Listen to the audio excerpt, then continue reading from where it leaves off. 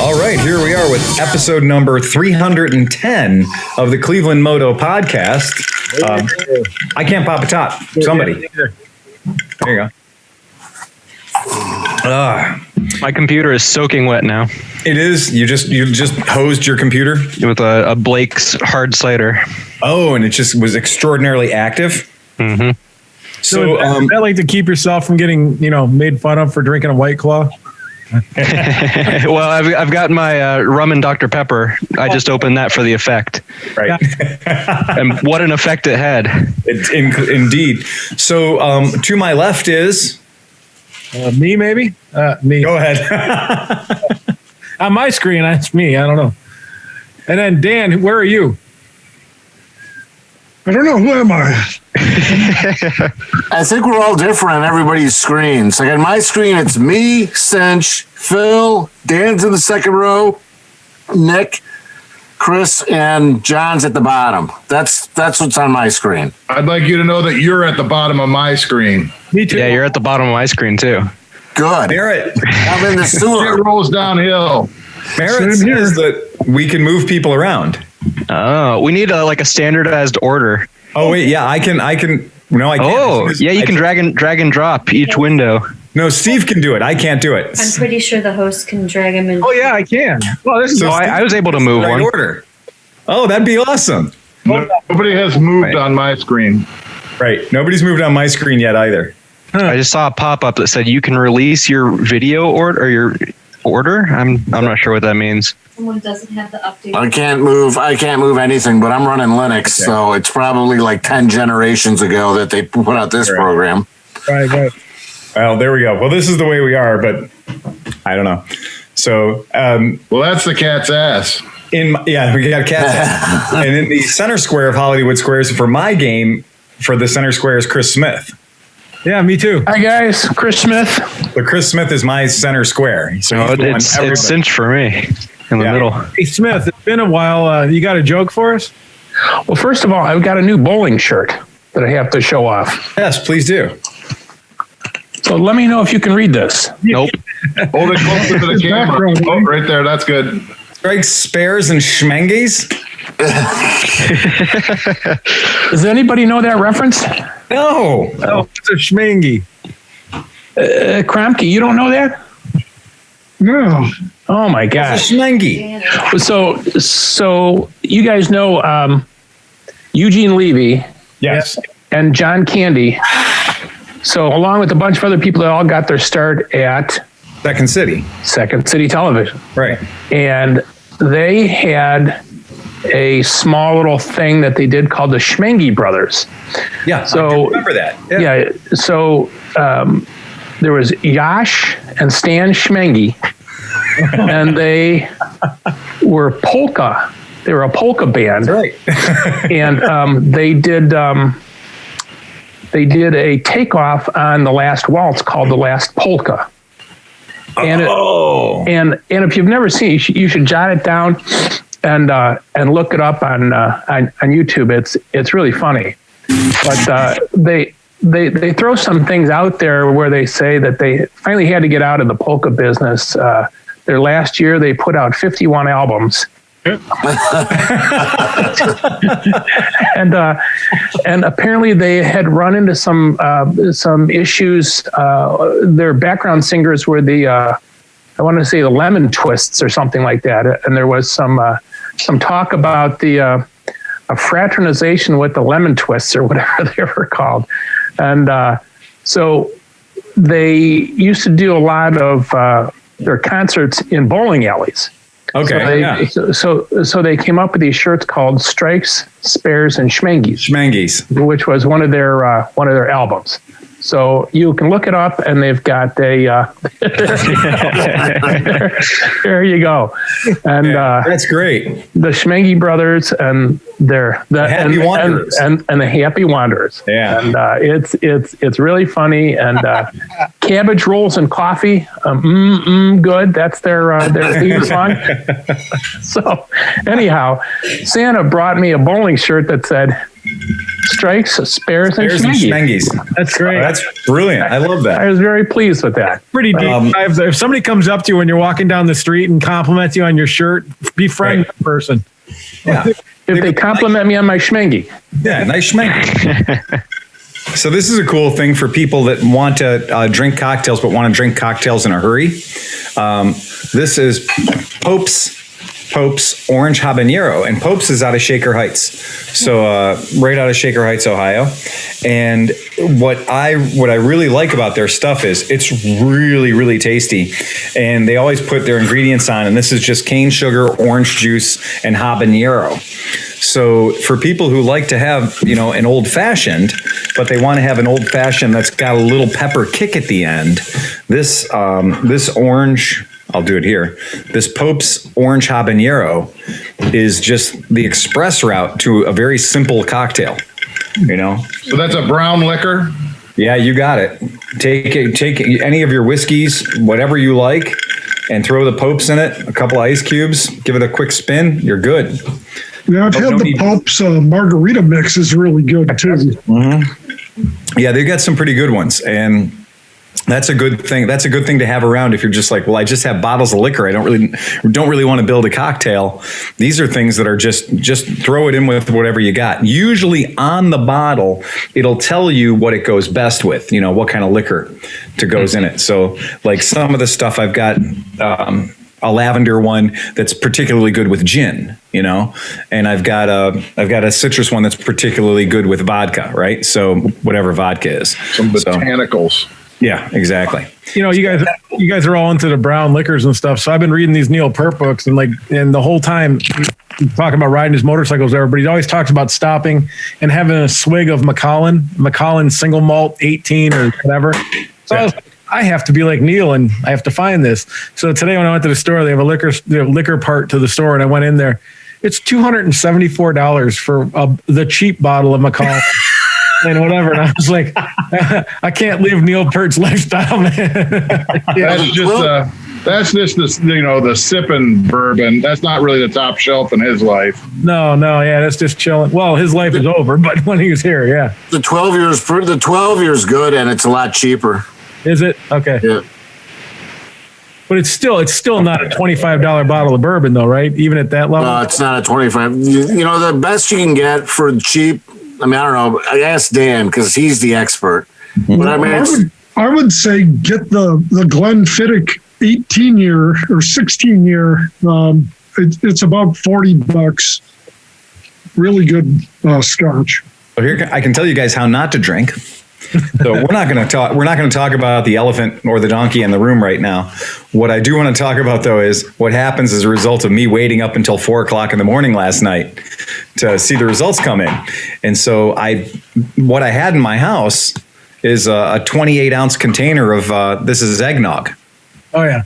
And it's the good stuff, right? So it's the all natural, no high fructose corn syrup or anything else, wholesome eggnog, which means it's at least 30% fat. Are there eggs in it? Oh yeah, absolutely. Yeah. And what's terribly, incredibly bad about it is its ingredients are milk, sugar, cream, egg yolk.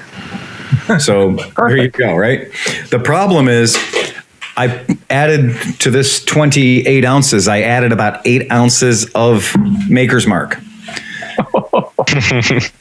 Nice.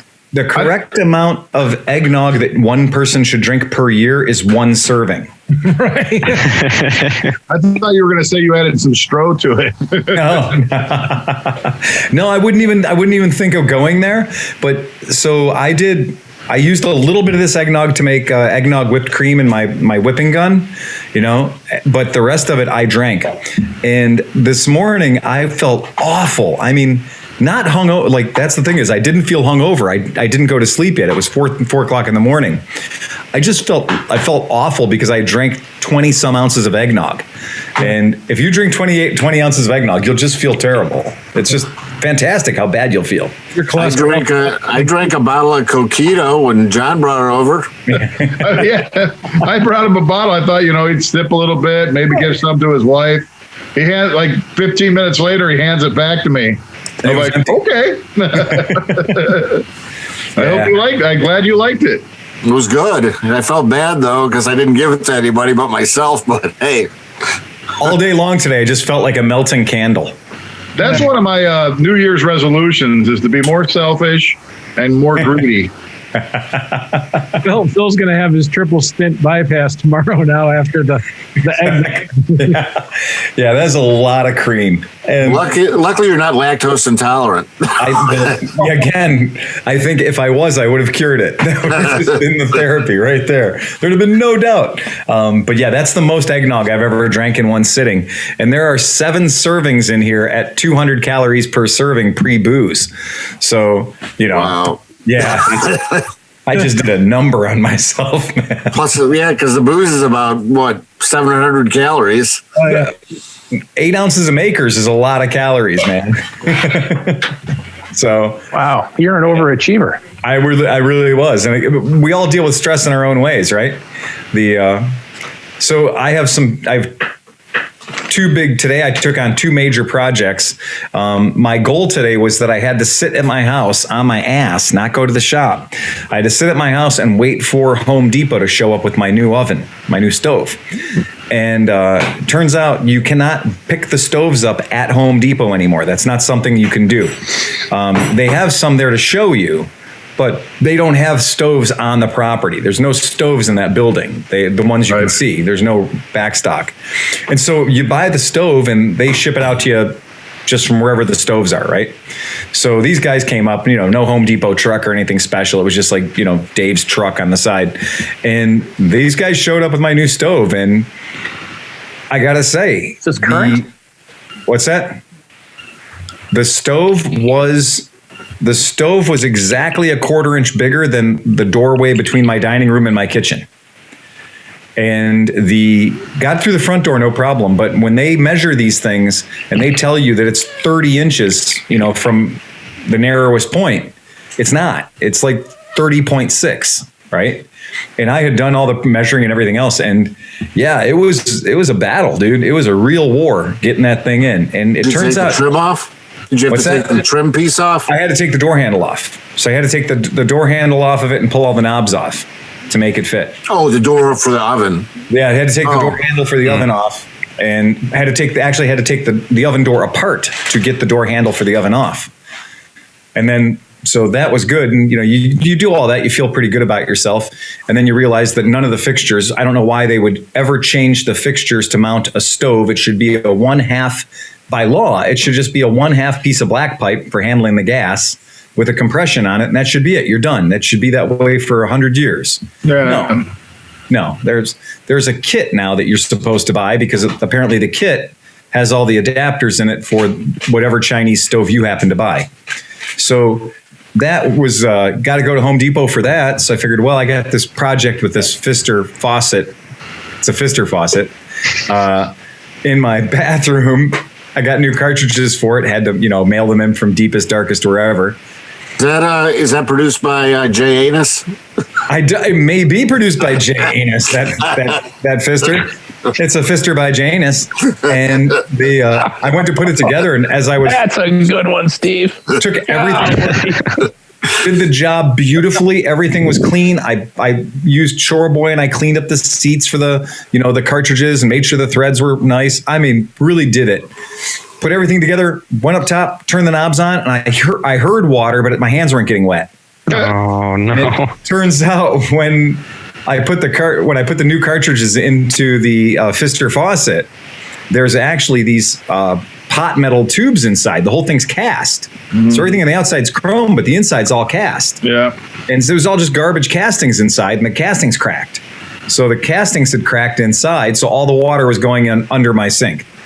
So great. So if you're going to go to Home Depot for one thing, might as well go to Home Depot for like 9 things. So now I have a faucet in my bathroom that when you turn the water on, it lights up. It's real. And it's not even like that was a lot more money. It was like $49 for a faucet that when you turn it on, light. It comes in. And there's no batteries. So it must Is that for reading or what? That's what I said. Well, it doesn't help you with the obvious problem. The obvious problem is getting to where the water comes out. Right? there's no problem with once the water's going, you can feel the water, you know where it is, you turned it on. I don't need the water to become a source of illumination. I need illumination to get to where the water is, you know? Hey, speaking of Home Depot, Hoffert, I found a solution for you, dude. Check this shit out, man. I didn't even know this existed at Home Depot. Look at this shit. $12,000. 2-story house. And look at, you can even, this inside of it. You are kidding me. Comes furnished. I mean, How much? No, it's not finished. Obviously, you got to put all the stuff in it. Comes furnished. Yeah, it's 12. It's 12. No, it doesn't come furnished. It's $12,050. But those $12,000. pictures inside are not equal to the pictures outside. They are. That's the thing in the window. Look, Go back. door. There's a double door in the front. No, that's not the same view. That's not the same building. That's the garage. That's what their ad is. I'm sure it's relatively the same. Maybe that's the back door. The windows are different. Yeah, the windows are different. Settle down. That's the upstairs. The relationship between the height of the wall and the width of the wall is incongruous. Either way, you can get a house for $12,000 and put it on your thing and put some A shit. $12,000 house at Home Depot. Yeah. Does Joanna Gaines come out and decorate it for you too? Yeah, there you go. I'd rather live in a place that's got raccoons. You already live in a place that has raccoons. Wait, That's what I'm saying. I'd be lonely without them. Right. So it went the other day, last Saturday, John, was it? Saturday or Sunday? Saturday? Yeah, I think it was Saturday. Yeah, we went out to Steve's property and they lured me in with we're burning houses down, but we just burned a big pile of shit. It's fun though. It's a lot of fun. McElfresh almost blew me up. He did. I hope you have play footage of that. No, first you tried to light me on fire, so I fucking lit you on fire. Fuck you. I didn't know you the gasoline you had was. I was literally standing on the fucking pile, dumping gas on it, and he fucking lit me up. No, you were dumping the liquid out of that gas can that was like a flame retardant. Fuck you.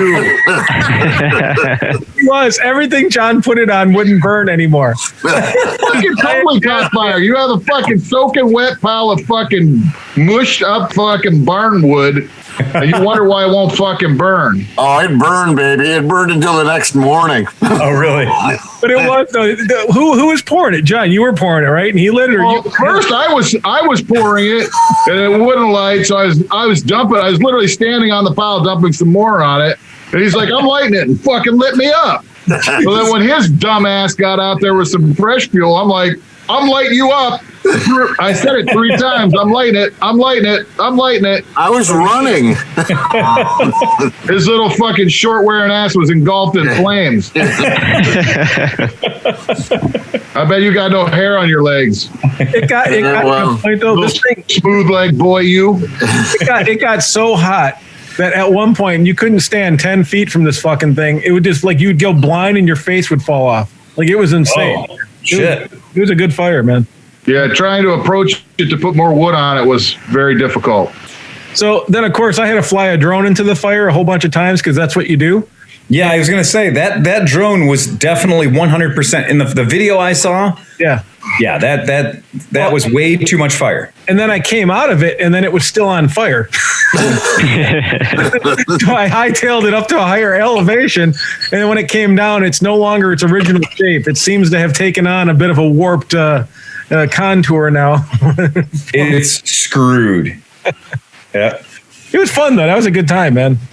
Yeah, but after you left, we started chucking whole 5-gallon gas cans in the fire. Really? I found it. I found it next to your garage. I was like, "Hey, you have any plans for this?" He was like, "Bring it over." Oh yeah, right when you were leaving. That was good. That was awesome. I had the empty can, and Steve threw it on there. It shot like a 20 fucking foot flame out when it like landed, and like it expelled, and it was just, and it went, woo! And it was fucking. But then we had a full one, and that thing was pretty exciting. It didn't explode, but we didn't keep them capped off. The next time, we got to leave the cap off and let them fucking poof. I think we poke a hole in it, a 1/4-inch hole, so that when it boils off, it shoots a huge freaking stream of flame out of it. And just pop the vent. And the best part, though, the best part of the whole day is next to Steve's new property, there's a guy who runs a fucking firewood business or something. Oh, he has all his stockpiles of firewood sitting there, and we're basically burning the whole fucking neighborhood down, all within 10 feet of his stockpile of wood. He's just nervously looking over at Steve, chucking fucking 5 gallons of gas into the fire. That would have been one hell of a campfire, man. It would have been great. Hell yeah. That'd still be burning if it would have caught his shit on fire, dude. Well, the barn's burning this weekend, so I'm burning the barn down. Oh, I'm there. What day? Saturday. All right, it's on. That pile burned down to nothing. There wasn't anything left. There was a fine white dust, and that was it. So that stuff burned absolutely down to nothing. You'll just have nails there forever. Yep, exactly. Yeah. Hold on. Yeah. Let's see if I can make Covered up with some dirt. Yeah, run back there through with a big magnet all the time and just constantly pull nails out. Yeah. Yeah. You'll never need to buy nails again. No, you won't. That's it. And they'll be fresh and clean nails too. And they're tempered. Oh yeah, they are. Yeah. Burn down the barn. Burn down the barn. Hey, that would have so been. Today I think I might have found the cheap Harley I've always been looking for to do a Rika kit to. Oh. And so today on Facebook Marketplace, which means there's only a 93% chance it's a scam, there is a 2001 Sporty, and it's an 883. But most importantly, it doesn't have the stupid 21-inch front wheel on it. So it's just like a regular Sporty standard, which means that's a bike that we could actually make into a Rika Cafe conversion. Would you actually buy the Rika kit, or would you do your own? You know, that's a good question, because I do like the gas tank that Rika uses. I like their gas tank, and I'm strangely interested in their bizarre shitbox exhaust, that weird wedge-shaped exhaust that goes under the bike. But I don't think it'd be that difficult to make something like that. I mean, it's like, it's 2 pipes that come together and go into, if you bought like one big canister, did a little pipe bending and welded them into a canister, doesn't look super. Hey Steve, can you pull up a picture of the Rika kit for the Sportster? Yep. How do you spell it? RYCA. And it's not even a round canister; it's a square box. So it requires no skill to make it, but which means it'd be right up our alley. Yeah, perfect. That doesn't work. Hey, don't say that. That's annoying as hell. There you So go. that's the bike. I mean, it's just it's just, Okay. junky thing around. Yeah. So that Rika kit's just using the standard gas tank. And Well, if you buy that's it, I'm painting a Sportster gas tank in the next week or two. Some interesting color. Yeah, so that's just the Sportster. That's one of the Rika setups, but yeah, that's just basic 883. 883 Cafe Racer, easy peasy. I just watched a video on mandrel bending pipes. Basically get yourself a section of pipe, weld a cap on it, pack it full of sand. Then get yourself a nice torch, heat it up cherry red. The guy used an old rim with a little stud welded off of it to capture the pipe.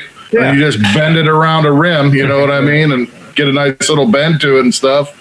And then, it's doable. It takes a little time and fucking around, but, or you get the Harbor Freight pipe bender. Yeah. But I have a feeling that's not going to do as nice a job as you want. I tried the Harbor Freight pipe bender and I didn't do the trick with the sand inside first. So the first time I did the Harbor Freight one, I basically just failed, just completely fucked out. And then I did the sand trick. And once I did the sand trick and then capped the other end so the sand couldn't just run out. That worked really great. One of the things they did is the one cap on the end. They welded a threaded nut onto it and had another plate where they could actually tighten it down and pack the sand even more. Yeah, that's really smart. Yeah, that's super clever. This is actually pretty interesting, Phil, and it's made for motorcycle shops, retailers, and things. When I looked up Rika, I saw this and I was like, what is this? Check this out. This is pretty interesting. They help you market your shit, but look at how they do it. Watch this video. They make everything 3-dimensional. So if you want to remove the seat, that's neat. You can remove the seat. You can add, they'll add different parts. Like, look at Africa Twins all torn apart. Yeah. You can add any fucking accessories. That's interesting. All on your website. Good animation for showing how things work. Yeah. And then look at there's like a new, foot peg thing. It shows you for installation. Look. Right. This is kind of neat. That is cool. That's pretty cool. That's neat. Yeah. Anyways. Yeah, that's an excellent. Look, bam. Now he takes the seat off. Oh, I want this seat. All right. That's an excellent tool for visualization, letting people know, how would my bike look this way? Because that's what everybody wants to know. That's the reason they're playing around with stuff. Yeah. That's really cool. How can I look more adventure-y? There you go. Wait, come on. Oh, no. Do they have one of those videos for wives so you can see what she looks like in 40 years? With different levels of alteration. At this very moment, some Russian wife service is totally investing in that, where you can like take her clothes off and or his, whatever. I'm not trying to be sexist. Yeah, you guys have heard me say that one of my guilty pleasure bikes that I wouldn't really ever want to admit that I like is the Yamaha Morphous scooter. Mm-hmm. The one that looks like a casket, or some people say a casket that is a jet ski. It's an ugly bike, but I love the Cadillac taillights on it. And there's elements of the bike I really like. Well, Sleepy, pull up 2006 Yamaha Morphous, and it's spelled funny. It's MORF or MORPHOUS. And I wanted to know if it came in a green color, if green was a factory color, because there's a guy selling one. Come on, Sleepy, chop. They're selling the bike, and the bike is a green bike, and it's kind of an interesting color. It's not a normal. That's nothing I've ever seen. I've never seen. Everyone I've seen has been purple. They've all been, every single one of them that I have ever tried to lay my hands on has been that purpley dark blue color, right? I'm noticing a certain age group that's really digging this scooter. Yeah, I know. I get the point. Believe me. So I've never really seen. I've seen a couple of them that were slammed on the ground. Oh, there you go. All right. So there you go. Click on that. There you go. That's a green one. But I don't think that's a factory color. In fact, I think that might even be the one I'm looking at. Yeah, there you go. So, yeah, that's the one. So that's the dealership. Yeah. That's the bike. I think that's an aftermarket spray job. That's a cool color. It's a cool color. Cool color. It's like gloss olive drab. It does. Yep. It looks. It looks. I say that because that's the color I was looking at to maybe paint my Scout. Okay, so it'd be called. It looks like it has more clear than a standard paint job would have. It does. Yeah. It looks like it's olive, not so drab. Dearborn Heights, Michigan. I like it. Yeah. So anyway, the paint job looks pretty fucking good though. It does. And I do overspray and shit. Like it's done professionally. Yeah. I cannot possibly explain away why I like the look of those bikes. You mean they actually took the bodywork off to paint it, didn't leave it on the bike? Right. And I was going over some painting videos, like to get some ideas of mixing catalyst, whatever. Anyways. And all these videos come up, and this girl's like painting my R1 in one afternoon. My boyfriend's a pro. I'm like, okay. He just puts a paper bag over the tires and just sprays the whole bike. My boyfriend's a pro, huh? And at the end, they're sitting there staring at this flat-colored, fish-scaly, orange peely-looking mess, and she's like, I love it. It's so good. And I'm like, why did I just spend 10 minutes watching this video? It was terrible. Yeah. You learn what not to do. Yeah. Everyone hopes to find a really appreciative girl with eye problems. No, I did. That's all you can hope for in life. Distance is a bike's best friend sometimes. That's right. Yes. She's so grateful, and she's so myopic. It's great. I sent you that. I was watching a movie where it's called The Alienist, and the guy was hooking up with this chick who was mute. Yeah. And I'm looking at my wife. I'm like, no problem with that. Can't say a word. Fuck. That's the perfect woman. It really is. No, it's not. It's just being me stupid. Dude, she bitch at you in sign language. Yeah, I was about to say, you just see this all day. Hey, 2 weeks ago, I told you guys how awesome this was. Yeah. Right? 2 weeks Burned ago. out.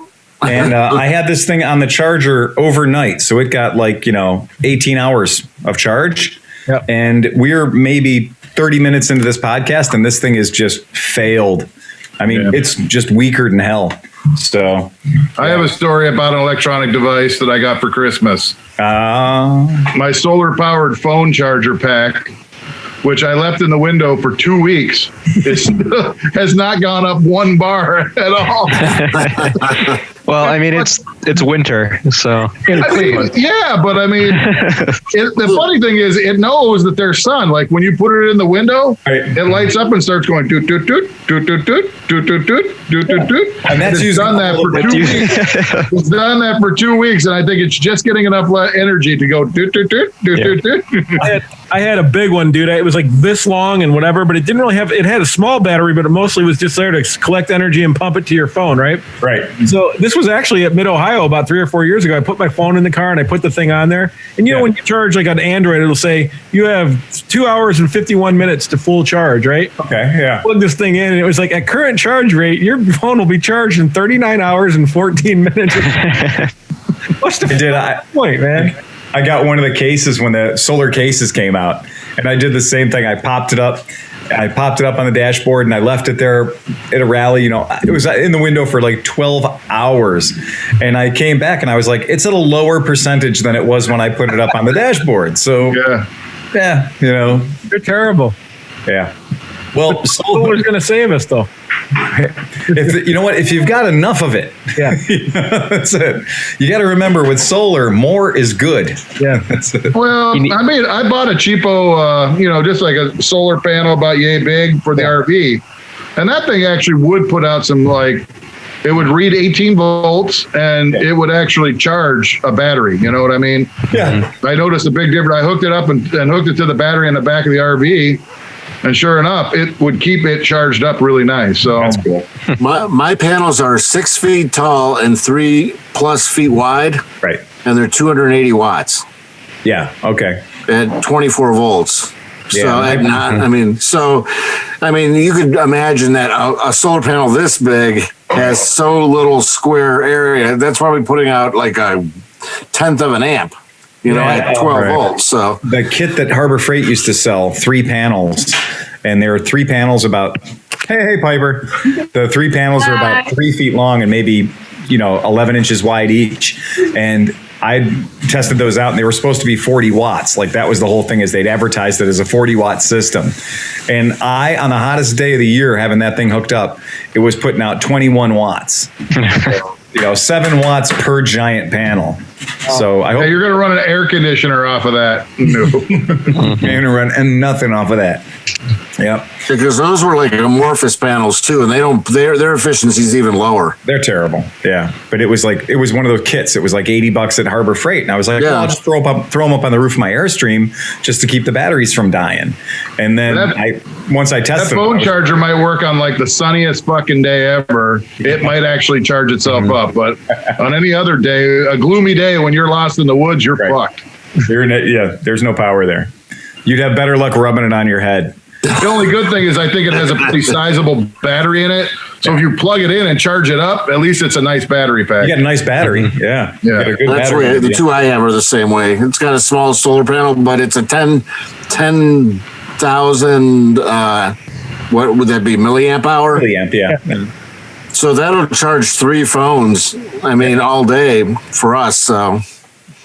Well, that's not the fucking point. I wanted free energy to charge my cell phone. It's going to have to be free. When I go camping now, I have a bunch of my old school giant cinema drone batteries that I can't use anymore. I don't trust them for the big rigs or anything because they're too old. But they're 10,000 milliamps, 6 cells, so it's 24 volts, 6S battery pack. Yeah. Adapter. You can get 100 phone charges off the fucking thing, dude. It's like having the best little battery pack in the world in your car. Did you guys see on one of the forums, the guy had come up with 2 batteries for Zeros, and they were both the big 14.4 kilowatt hour battery packs. These are monstrous. These are 160 pounds, right? And so this is a 14.4 kilowatt hours is a lot of energy. And so the guy showed up on the forum and he'd said, look, I have 2 of these. One of them is testing out at 47 volts and the other one's testing out at 6 volts, right? I want to sell them. What are they worth? And, you know, this is that thing. It's like, okay, so if it's a 14.4 and it's a 0, it's not that old. It can only be like 2 to 3 years old. Right. So that's a very young battery pack, right? But the downside is if that thing's been sitting discharged for a really long period of time, it starts to get like, you know, how do you trust it kind of thing? And I don't know. I mean, I'm not good enough with the batteries yet to be like, oh, well, take a chance on it, because we know the one that's only got 7 volts on it, it's supposed to have 106 volts on it. Well, the problem too is if you have they're epoxy, each cell is epoxied. I mean, they're total. So you wouldn't, if you have a burned out cell in the center, what are you going to do? You got to drill it all out, or cut them in half and cut out that cell and then re-epoxy them, and then you'd lose a couple volts. I mean, for what are the 20 cells for 100 volts? So each cell is, I mean, ask Nick to do the calculation, but I'm just saying it's not worth it. Yeah. Well, the real thing is this though, it's not showing 0. So if it was at 0, that'd be a problem. But since it's still holding up 6 volts, that maybe it's just dead.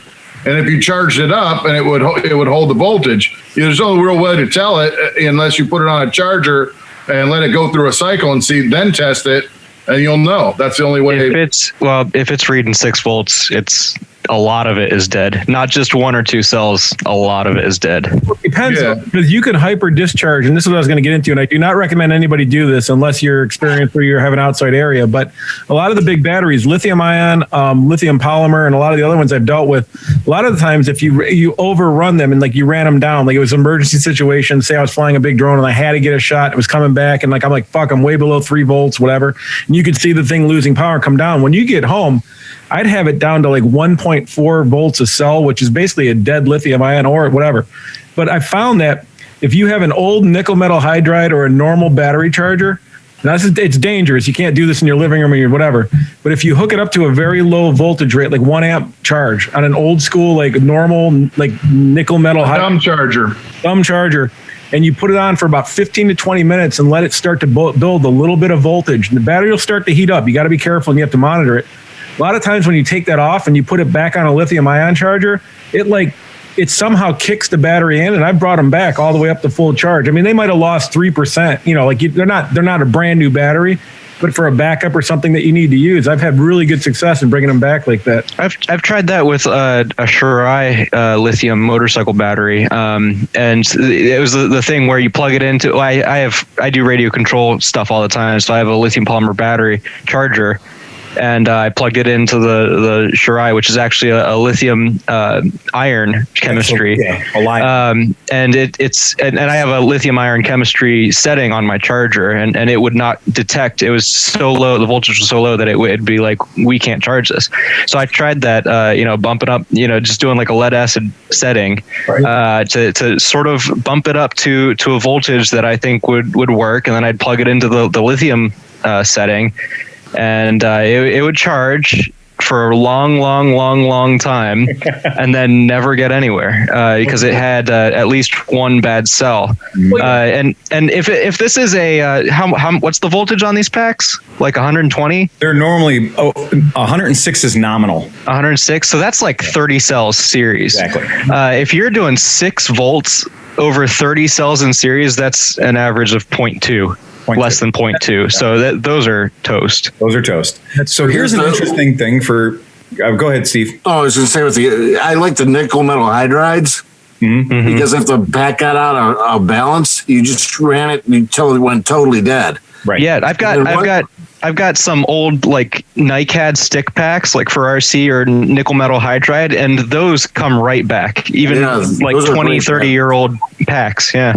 Well, that's the trick, like with your cordless tools. Yep. You put the battery in it, hold the thing down, tape the trigger, and just let it run until it totally dies.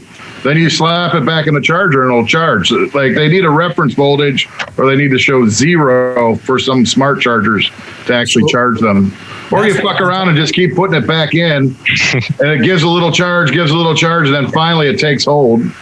So that's what I wanted to discuss. So I don't know if you guys know, but a little while ago, Dan gave me a old Schumacher battery charger. right? So he gave me one of those typical battery chargers that we've all seen. It's, got the metal case, probably sits on your top of your workbench, and it's predominantly done for charging cars. It's got a 2 amp setting on it. It's probably got a 10 amp setting on it. Some of them had a 50 amp kind of jump start setting, right? Start setting.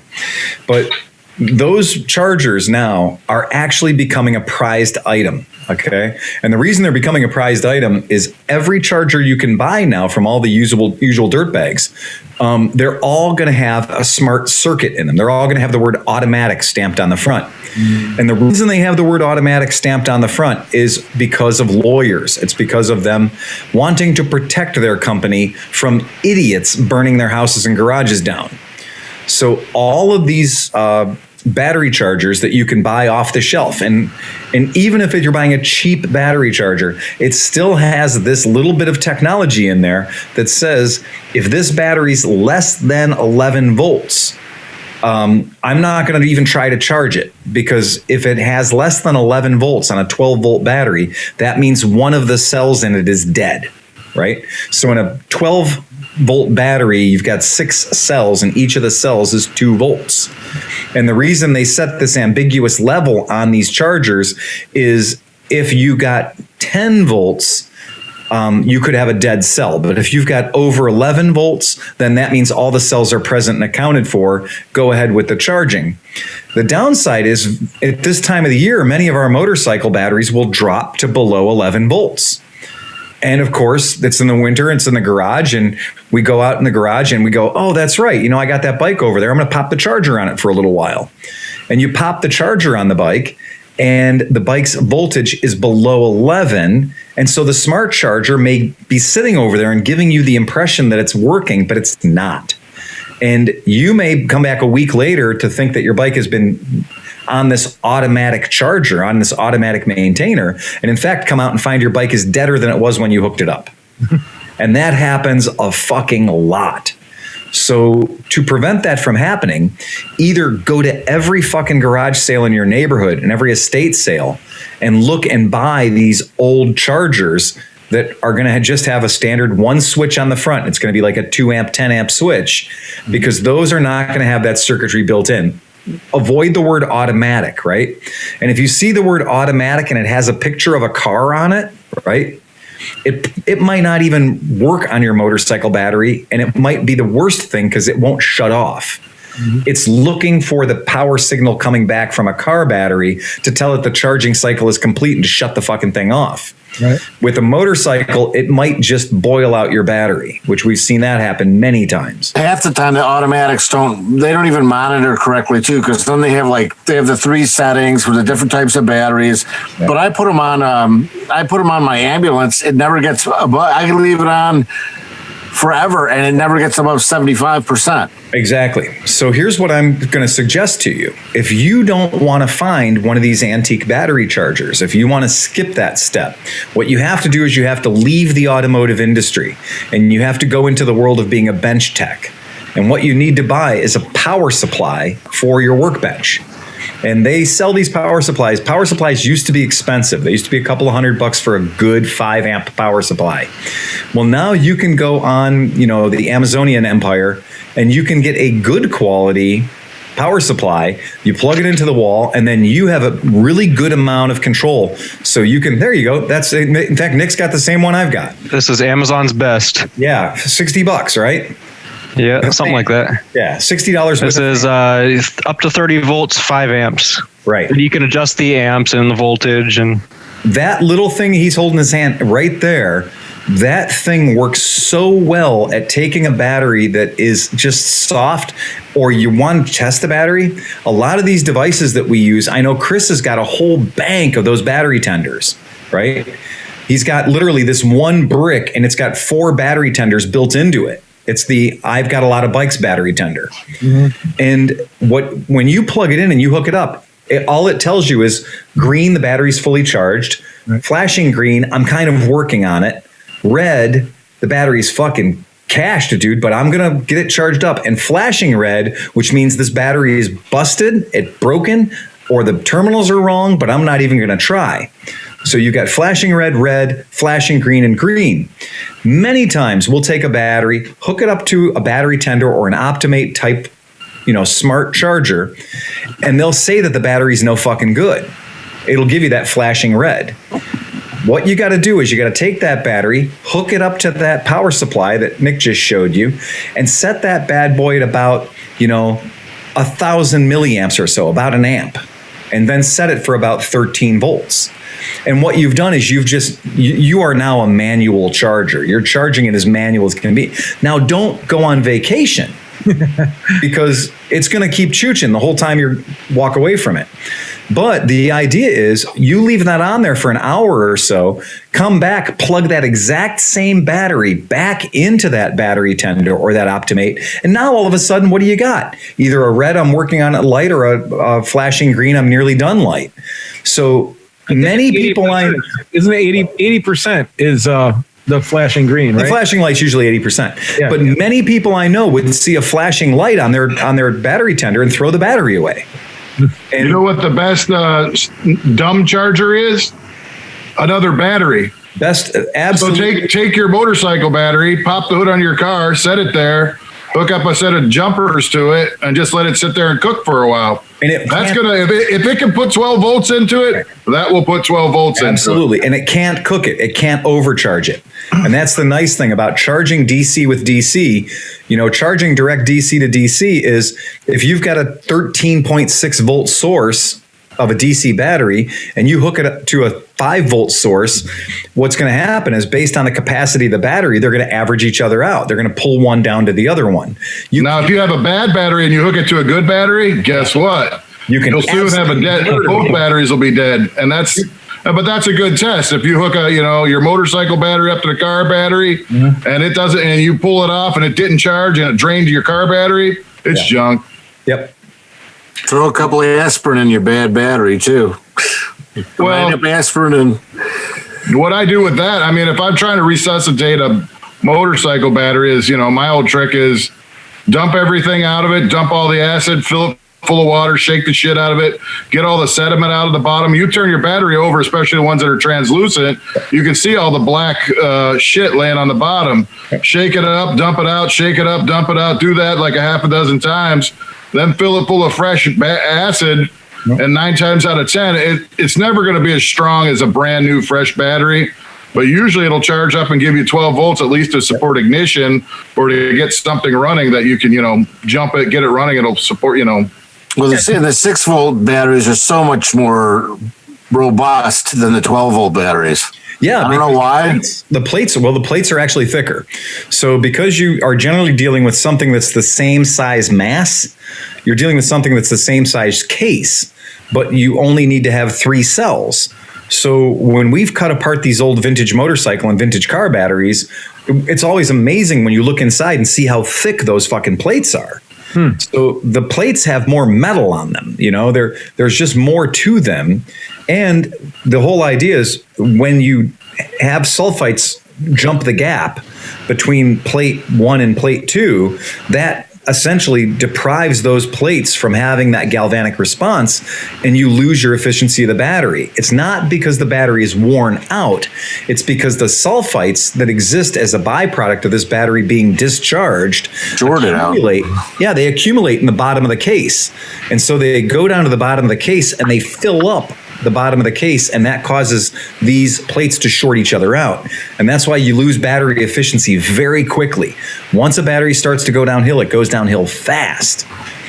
And old batteries used to have a false bottom in them. So you'd buy a battery and it would have this like grid built into the bottom of a car battery so that all the sulfites could fall down through the grid. And essentially it would ideally prevent them from coming up and hitting the other plates. And Sears and a couple of different companies that sold very expensive car batteries would that's the technology they swore by. And I said, well, a grid doesn't get in the way of sand filling something up. The grid is, it's a false bottom, but sure, it's going to fill up too. So all you're doing is you're carrying your... Yeah, but it's giving it a trap. It's giving it a sump for more sulfites to go down there before they come up and touch the bottom. And the whole idea would be, well, if you just made your plates an inch shorter, you'd achieve the same goal. Right. So, it doesn't matter. Right. The grid's going to go up the level it is. But then they'd have to put a grid in there to stop the plates from moving too. That's right. That's exactly right. So that's a big thing. So if you see if you see a battery that's going out and it's not taking a charge again, especially if it's a lead acid battery, which means it has the caps on top, you can see fluid inside. If you see that happening, you can do John's trick. John's trick is great.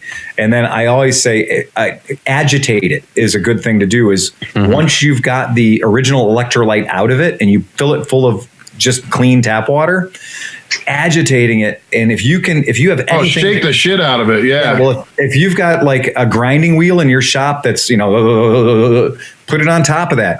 If you want to grab something from your wife's bedstand and bring it out and just run the batteries down on it, just shake it. Just or fill it and put it in your ultrasonic cleaner.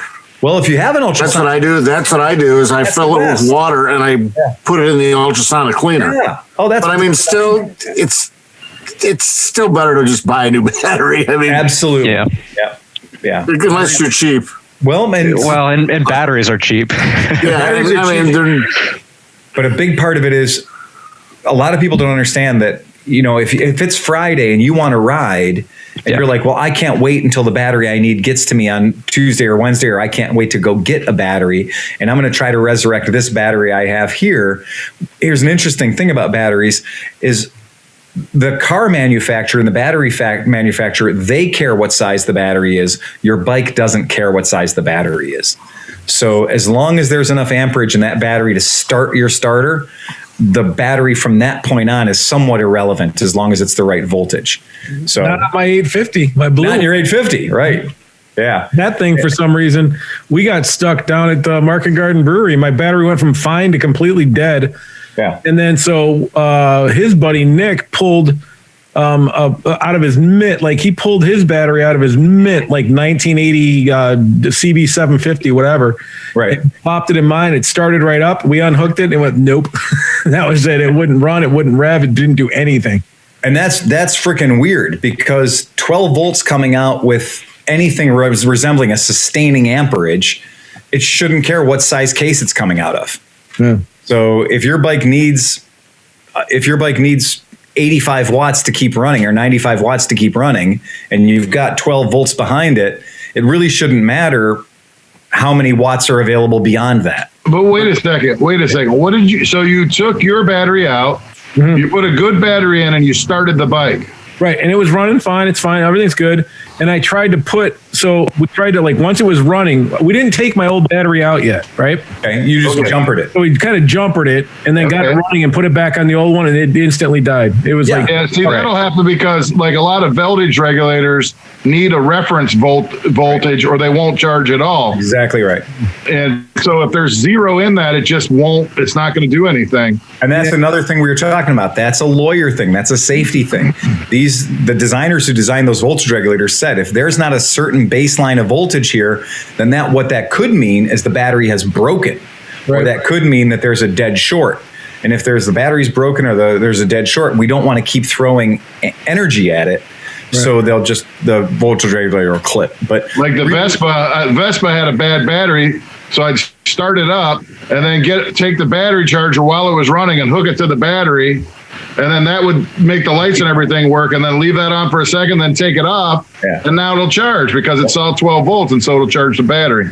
But to your point before, talking about how like the Walt or the float chargers and stuff, they're kind of false readings.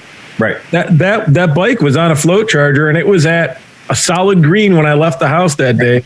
I drove 10 miles down the road and that battery was fucking dead, like dead. And so that's what. Was there any electrolyte in it though? Like maybe it was just really low on electrolyte. No, it looked fine. It was full. It was all good. It was just dead. Like I think a plate, something broke inside but something had happened. Was it a lead acid battery or was it an AGM? It was lead acid, right? Lead acid. So it's got the screws on top. The caps on the top. Yeah. I think so. AGM sealed at the top. That's an absorbed glass mat. So here's something that we have noticed among our customers. It happens all the time. The guy swears, I had a green light on my battery tender. My bike started one time, and then I rode it to the store, and it wouldn't restart. Right. And what that is the term that the term that I'm using for it is phantom voltage. And that is that there's voltage enough to fool the battery tender, but there's not enough amperage behind it. Right. It's the gradual reduction in the capacity, the effective capacity of the battery. And I've had experiences where a bad battery that I know is bad. Yeah, I'll throw it on the battery tender, see what happens. And it shows the green light deceptively quickly. Yeah. like way faster than I know it should. Right. So that's just a battery that has no capacity. Yeah. And that'll happen with us at work. You get a radio that won't come on. Mm-hmm. Well, you pull the power cord and you're getting 12 volts. And you're like, what the fuck? Yeah. And you just start fucking around. You're like, oh. Then it's like, wait a second. Cancer in the line. Right. You start looking for where the fucking line got corroded out under the hood, where you're getting 12 volts, but it's at no amps. Right. It's like an amperage restrictor almost. Yeah, I call it phantom voltage. It's my term, a term of art. It's phantom voltage, and the voltage will be there briefly. You'll read 12.7 volts. I call that too a surface charge, where it's charged to 12 volts, but it's not. Yeah. And so then that's where another beautiful opportunity for that power supply we were talking about, that's $50 or $60 item. And you take that at that point, and that's an excellent diagnostic tool, because you can put that where the battery used to be, and you can turn up and down the amperage. So you can say, okay, well, at 13 volts and at 500 milliamps, everything's working great, everything's kick-ass. But then if I drop down to 100 milliamps, I lose all these things. So, okay, that tells us, well, where is the problem? What are we losing? Because then you might have a frayed wire or a soft ground or something like that. So using that power supply, especially that gives you the ability to adjust the voltage and the amperage, can really help you do some troubleshooting. Well, the analogy to that is a kinked water hose. Yeah. So you could have it, you turn it on full blast, and you have a kink in the hose. Well, the hose is hard and it has a lot of pressure in it, which is your voltage. And then you open the end of the nozzle and it spurts out, but then there's nothing there. It just trickles out. So that's your amperage. So once you remove that kink, you have amperage and voltage, because you have pressure and volume. So the amperage is volume, the voltage is pressure. Yeah. Oh. It's very interesting, and I found that desktop power supply can be a wonderful tool for troubleshooting items. And then also, if you have some things off the bike, like you're going to do bulbs or doing some like a light fixture or a horn or something like that, rather than going and hooking something back into the bike again, you can very quickly hook it in, get some banana plugs and get some little clips, and you can test that item right there on the bench, super easy, before you go and install it on the bike, or before you bury something in body work that later on doesn't work. So test it before you install it. And getting a little power supply like that, they work so much better than just getting another battery, a battery that's going to sit on your workbench. That can kind of get the job done, but it's only as reliable as the battery on the bench, A handy little thing to build yourself is any old good battery. If you get an old car battery, an old motorcycle battery, whatever, then I want you to go out and they have, if you look at any old car, they have thermal breakers. So it's like a 20 amp thermal breaker. Mm-hmm. It looks like, it plugs right into where you'd normally put a blade fuse, but it's a little tin can looking thing. And what's inside there is a little element. So you're gonna rig that in line with a set of jumper cables. So literally, if you wanted, you could hook the jumper cables and it would go, and in 2 seconds it'll break the circuit. Yeah. So now you have that little thing hooked up, and you can use that as your jump starter, your tester. You can put 12 volts to anything, and even if it's a dead short, it's not going to burn up. You're not going to even have to change a fuse. It'll just get hot. Yep. You'll burn your finger if you touch it, but that's a handy little thing. Yeah. And my grandfather used to do that too. He would just put a 12-volt bulb in the line. Well, that's a great way to, keep from burning anything up. That's a current limiter, like a 5-watt bulb. You can only put 5 watts of power through a 5-watt bulb. It is the cheapest way in the world to have a voltage regulator is by putting a 30-watt bulb in line. You will never get more than 30 watts through that thing. So, when the bulb blows out, you know that you've exceeded 30 watts. It's expensive in the long run, but it is stupid proof, Speaking of bulbs, can you buy an incandescent bulb anymore? Yeah, I'm sure you can. I can't find. I need a 15-watt appliance bulb because my lava lamp burned out. Oh, 15 watts. Yeah. No, I mean, probably Home Depot, but I don't know if you can get an incandescent. Oh, Yeah, 'cause I put a 30-watt LED in there, no. and it just the lava just is like a big lump in there. It's a wad. Yeah. Well, It's too efficient. Yeah. You need to generate some heat. I've got loads of them. You know those strings of lights that you get at the Harbor Freight and whatever that have like the full size bulbs in them. Yeah. They all come from the manufacturer in China with 5-watt bulbs. Yeah, and a whole bunch of extras. Yeah, take those 5-watt bulbs and pull them out and just get rid of them and put LEDs in all of them. You know, I got those GE LED stick lights, and you stick those things in there, and now you got real illumination, and they're bulletproof. Like you can drop them in the shop 1,000,000 times and it doesn't hurt them. Our one neighbor must have fucking bought a chain of those lights and replaced the bulbs with something else. Yeah. It was hilarious. It's like the 5-watt bulbs are the right fucking like hazy, like warm glow. These fucking things, it was a whole string of those lights with like 50-watt fucking bulbs in them. It was like, holy fuck. It was like he did it for like one day and then then he must have changed them out or something. It was like, Because he melted the snow in the whole world. Yeah, they work really. I mean, they're pretty. it was hotter than the gasoline I was trying to throw in their fire. I do, but I have them in my garage. I bought several strips of them, and I've got them in the garage. And yeah, by replacing those terrible 5-watt and the glass in those bulbs is so fragile. Oh, so terrible. You can't look at them. But by replacing them with the GE light sticks, and I don't know if you're familiar with the GE light sticks, but those things are amazing. You can throw them down the stairs and they won't break. To your point about how That's pretty interesting. Those like the new LEDs where they have those.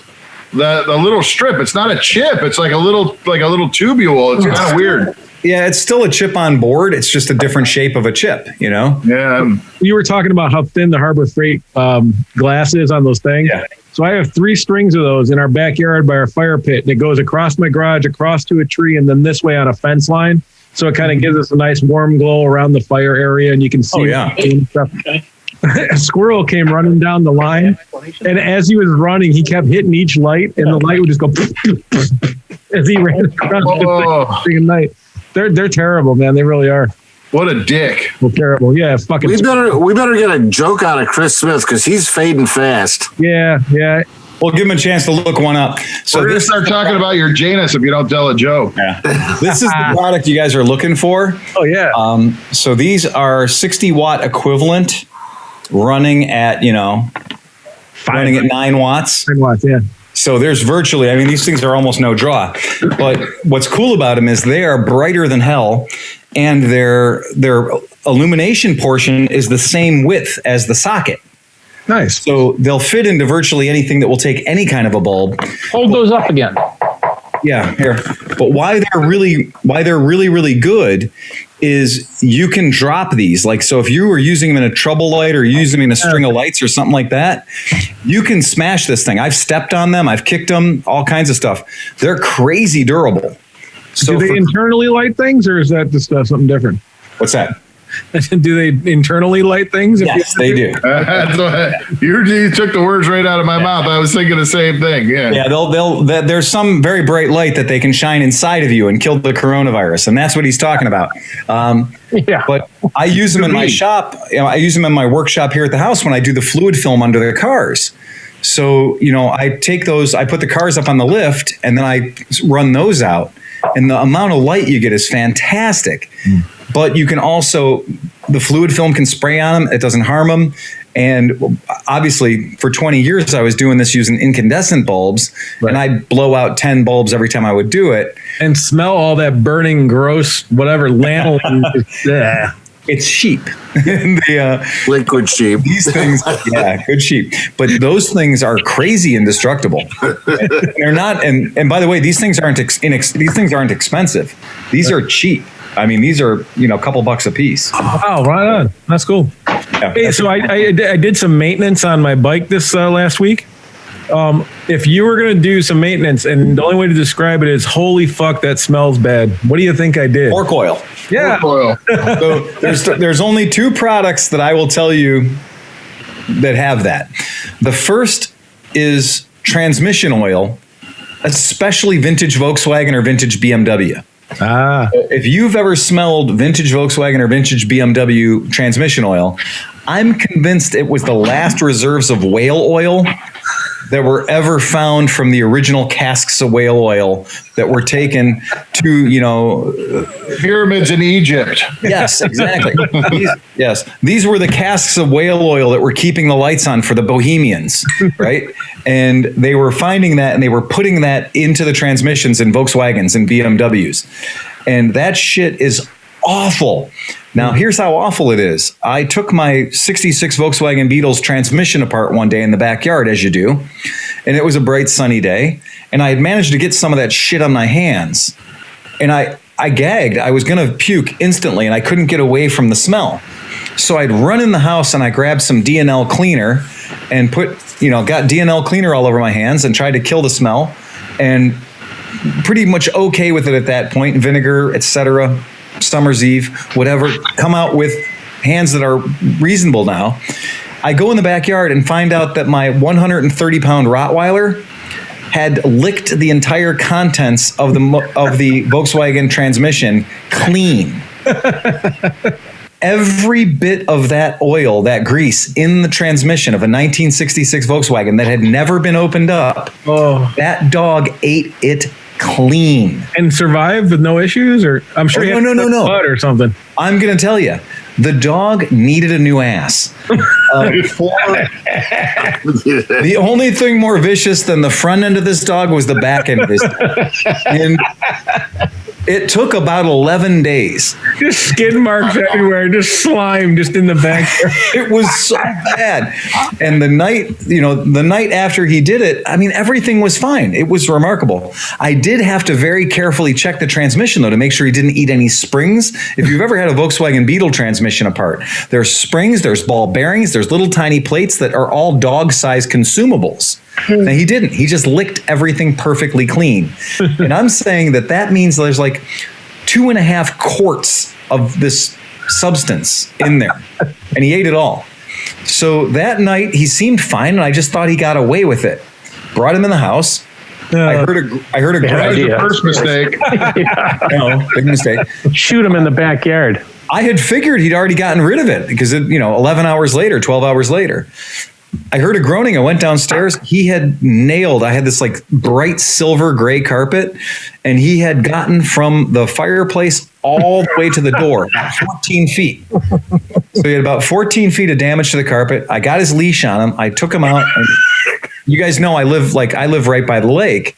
Well, when I used to live in Willoughby, I had the same deal. I always lived by water. And I walked the dog down to the lake and made him get in the lake, right? And forced him into the lake. And he loves water. That's great. So I forced him into the lake. He's not happy. He's miserable. And I'm basically taking handfuls of lake water and trying to shove it into his mouth and his asshole at the same time. And I'm just hoping that the water will meet in the middle and that we can get the dog totally squeezed out. It took 10 to 11 days for him to not have explosive shit that smelled like hell. And I don't know what organ in his body was hanging on to this product, because for 11 days, it just kept smelling the same way. And yeah, he didn't shit anything larger than 5 weight for like 10 to 11 days. I felt miserable for the dog. It's his own damn fault. His liver had to slowly produce enough bile to process all that. I spent the last 6 days washing the sweatshirt that I wore that day, trying to get the fork oil smell out of my fucking sweatshirt. It's terrible. And I was haunted by it that night. I was trying to sleep, and kind of what you're describing, I obviously had a little bit on my hands. I washed them like 37 times. And then I'd wake up in the middle of the night because my hand was near me. Yes. Like, what the fuck is that? It's my hand. Yeah. Rub your hands with aluminum foil. Take aluminum foil. No, seriously, if you do onions. Yeah. You take aluminum foil and you rub your hand. You just like keep rubbing aluminum foil in your hands, and the onion smell goes away. Yeah, but that's acid. I don't think fork oil is acid. Well, I mean, I don't know, but it works. I mean, it works for the smell, so maybe it would work for the smell for fork oil. I mean, I'm not sure, but I'll give it a shot. I don't like hypoid gear oil. Hypoid gear oil stinks to me, but that's a good point though, because they there's a kitchen product that it looks like a bar of soap, but it's made out of stainless steel. Where if you wash your hands with it, obviously it's not soap, but it makes the smell go away. So there might be something to that. Interesting. Yeah. Yeah, it's really something. So yeah, you said fork oil, and it's only old fork oil because I use all kinds of modern chemicals, and they don't smell like that. It's 40-year-old fork oil. Yeah. Definitely 40-year-old fork oil. Oh, you've been there changing it. Oh, I had no idea. I mean, I've changed fork oil a couple times, not recently, but that was a startling discovery. Like they should come with a warning, like of how bad that shit smells, man. It is fucking gross. Well, the natural oil, like we had a accumulator system, which is an air over oil. So you'd have a hydraulic. It's basically two pumps that pump oil, and then a compressor that compresses a tank, and then it's half oil and half air, and that's how you move gates. Well, they didn't want to use regular oil in it, so they used like mineral oil, like a cooking oil. Okay, yeah. In the system because it's in a wastewater plant, and that stuff putrefies like within a month. It putrefies, and if you had a leak in the system, it's the worst smelling stuff. So it makes sense that maybe they use some type of natural oil instead of using a mineral oil. They used natural oil instead that maintains its viscosity, and but it putrefies. I'm pretty sure that Suzuki in 1980 used up ground up skunk assholes to fucking make their fork oil. Is pretty much what I've come up with. Well, we used most of the skunk, but we just can't get rid of the skunk assholes. So what should we use those for? Hey, we'll take them all. We'll take every single one of them. Press them. We'll press them and extract the oil. Yes. And there we go. Mrs. Smith is like a ghost in the background. Yeah, she just sneaks in. Oh my God, you're right. It's like coming out of her. Yeah. Well, she's back there. She's making chicken salad for my sandwiches tomorrow. Yeah, but she looks like a halo, like your head. Hey, Mark, like, move in the picture a little bit. They think that Floating you're specter. Yeah. It's basically like the Royal Enfield. Oh, and she just realized out of oh, there she goes. We're not really convinced she's real, but at this point, she's very mysterious. Most of the time, she's not. Unreal. So 3 rednecks. Oh boy. Are working up on the cell tower. That's Cooter, Ronnie, and Donnie. Cooter. As they start their descent, Cooter slips and falls off the tower and is killed instantly. Why is it always Cooter that has to die? As the ambulance takes the body away, Ronnie says, well, shucks, someone should go tell his wife. Donnie says, okay, I'm pretty good at that sensitive stuff. I'll do it. 2 hours later, he comes back carrying a case of Budweiser. Ronnie says, where'd you get the beer, Donnie? Cooter's wife gave it to me, Ronnie says. That's unbelievable. You told the lady her husband was dead and she gave you the beer? Well, not exactly, Donnie said. When she answered the door, I said, you must be Cooter's widow. She says, you must be mistaken. I'm not a widow. And I said, I'll bet you a case of Budweiser you are. Oh,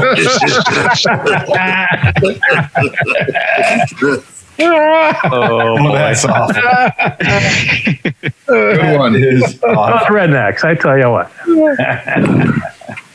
So Good one? Good one? Yeah, that was a good one. You guys know that we have Patreon subscribers? yes. What? Yes. What's that?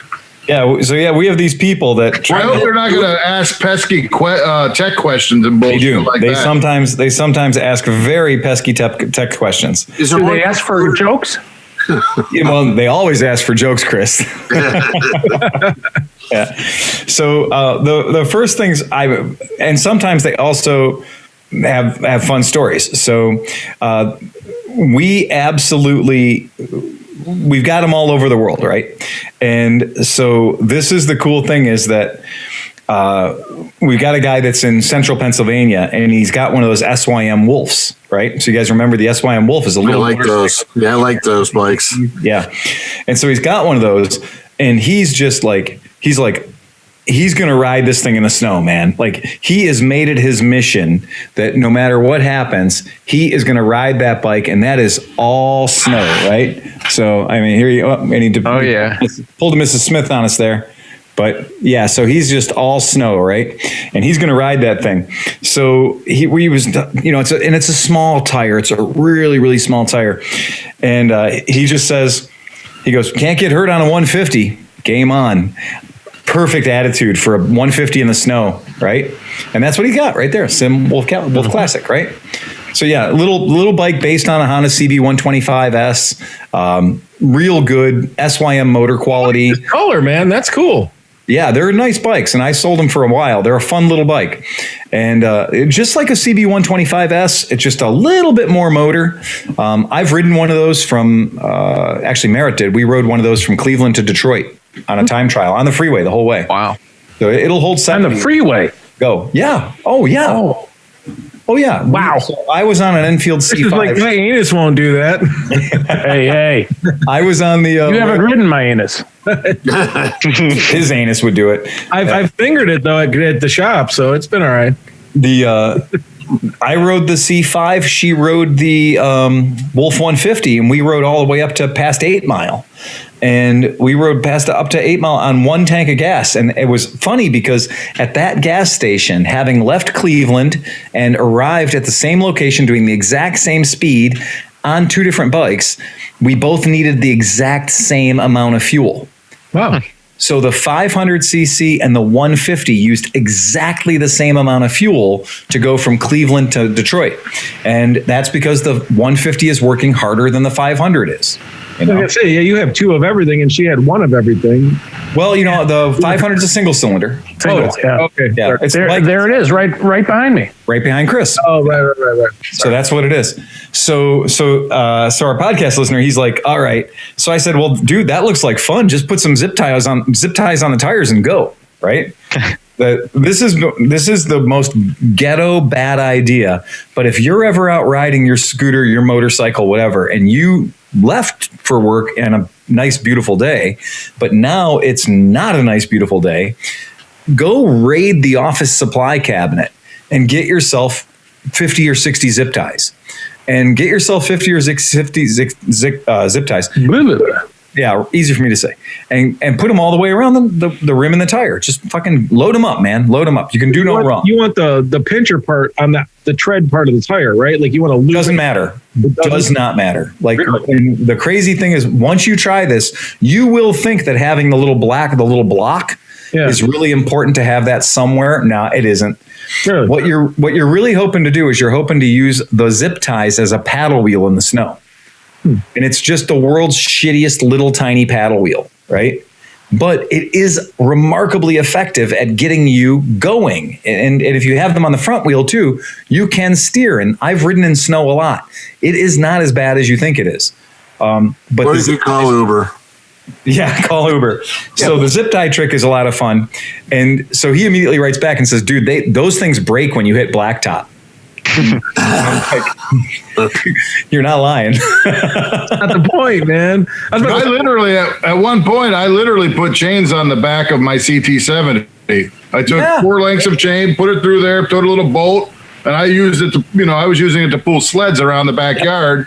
It worked fucking great, Then I put a new wheel on it. The other thing was, if you're riding in the snow, you want to stick like a fat cat. A fat tire thing sucks. No. You don't want anything with fat tires. No. You want skinny little fucking knobbies so they go right down through the snow and get hard ground. And it's amazing. The one winter I was pulling my buddy around on my CT90. He threw his skis on, and we had a whole fucking course through his backyard, including a jump. Like I was getting like second, sometimes jumping into third gear, fucking pulling him, and he was fucking skying it out over a jump. Holy shit. And the funny thing, it was pulling this. I had to put a foot down because when he would swing out, it would pull the bike sideways, and I'd just stay on and fucking.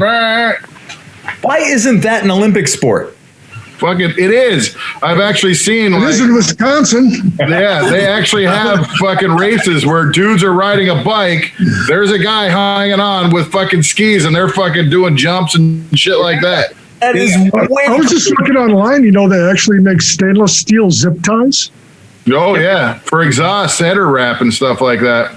So I was telling our podcast listener, I was like, well, you know, one time I was stranded very far from home, and the snow came on, and I went into the hardware store and I bought a clothesline. So I bought a clothesline, and I took the clothesline and I fed the clothesline all the way around my wheel, and there was enough clothesline that I did, I did a left wrap and then I did a right wrap, so I had kind of an X pattern on my tires. And I was very proud was of this myself. like a stranded cable that was wrapped in like the rubber tube, or No, like what was this clothesline material? It was just a polypropylene Gotcha. shitty rope, calling it a clothesline is probably giving it way too much credit. It was recycled pop bottles, which, we know that's a fantasy that doesn't exist, but it was just very skinny, shitty plastic rope. And polypropylene line is probably the right way you'd want to describe it. And it's that kind of plasticky stuff that you see like holding buoys together at the swimming pool. Yep. That real shiny plastic real rope. shiny shit. That's real shiny horrible. plasticky shit. And but it's cheap. Right. Yep. And so I put this around, and I put this around the other way. So I had a nice X pattern going on the front tire and the back tire. And I was very proud of myself, and it worked very well.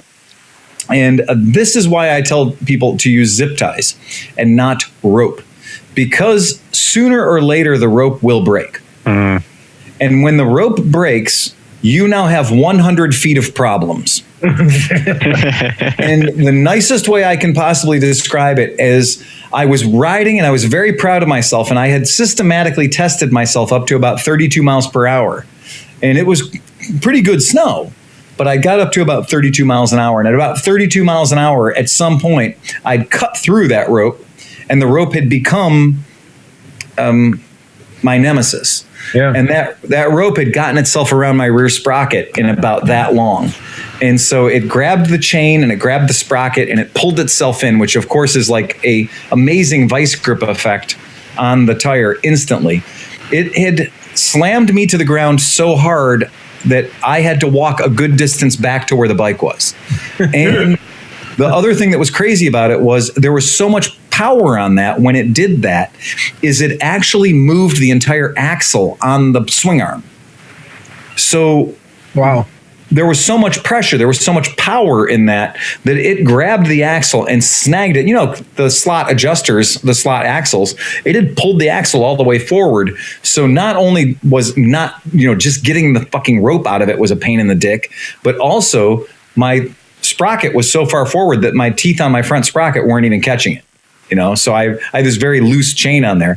So I had to just regroup and pull tools out and adjust the chain tension correctly and everything. And then I took the rope, and because I was smarter then, I took the rope and I cut the rope into small, like foot-long sections and tied them individually like zip ties. But if you're going to do that, do many little ropes so that you don't have a 100-foot-long rope that will literally fuck you over in a heartbeat. So it's a safety tip if you ever try that kind of cool self-extraction technique. But you could use that like on a car. If you can get a chain or something through the wheel and around the wheel, tie it off, even one strand, It'll go around and it'll go up. And then, it'll give you a little help and get you out. Mine, this was fine with the rope around it, with, the twine or whatever, with that around it, I could easily drive the bike 25, 30 miles per hour. It was holding on. It was giving me traction on otherwise normal street tires. But just remember, you will eventually wear through it. You will eventually break it. And when that happens, it's better to have a little 6-inch piece of rope that just flies off than it is to have 100 feet of rope that's going to wrap around every damn thing. No, if you're actually in snow and not having any pavement, because pavement you'd get fucked up. But what about those metal, like the 3-inch or 4-inch, pipe clamp or whatever you call them, like when you put your dryer hose on and a worm clamp. A worm clamp. What if you put 8 or 10 of those on the fucking that thing could rip in the fucking snow? I think you're probably right. That'd probably work. Yeah. What about rubber bungee cords? Why not?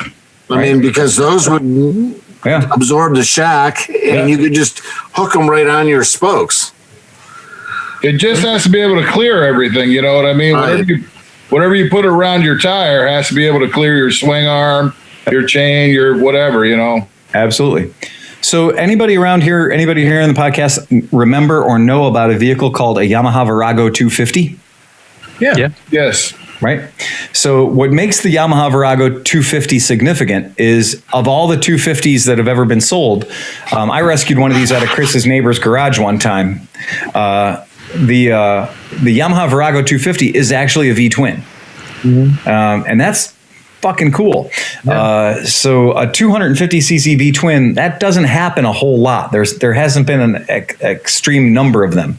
I think Honda tried a VTR 250 maybe during the Miami Vice days, and that thing had like an inboard disc brake that was real funky.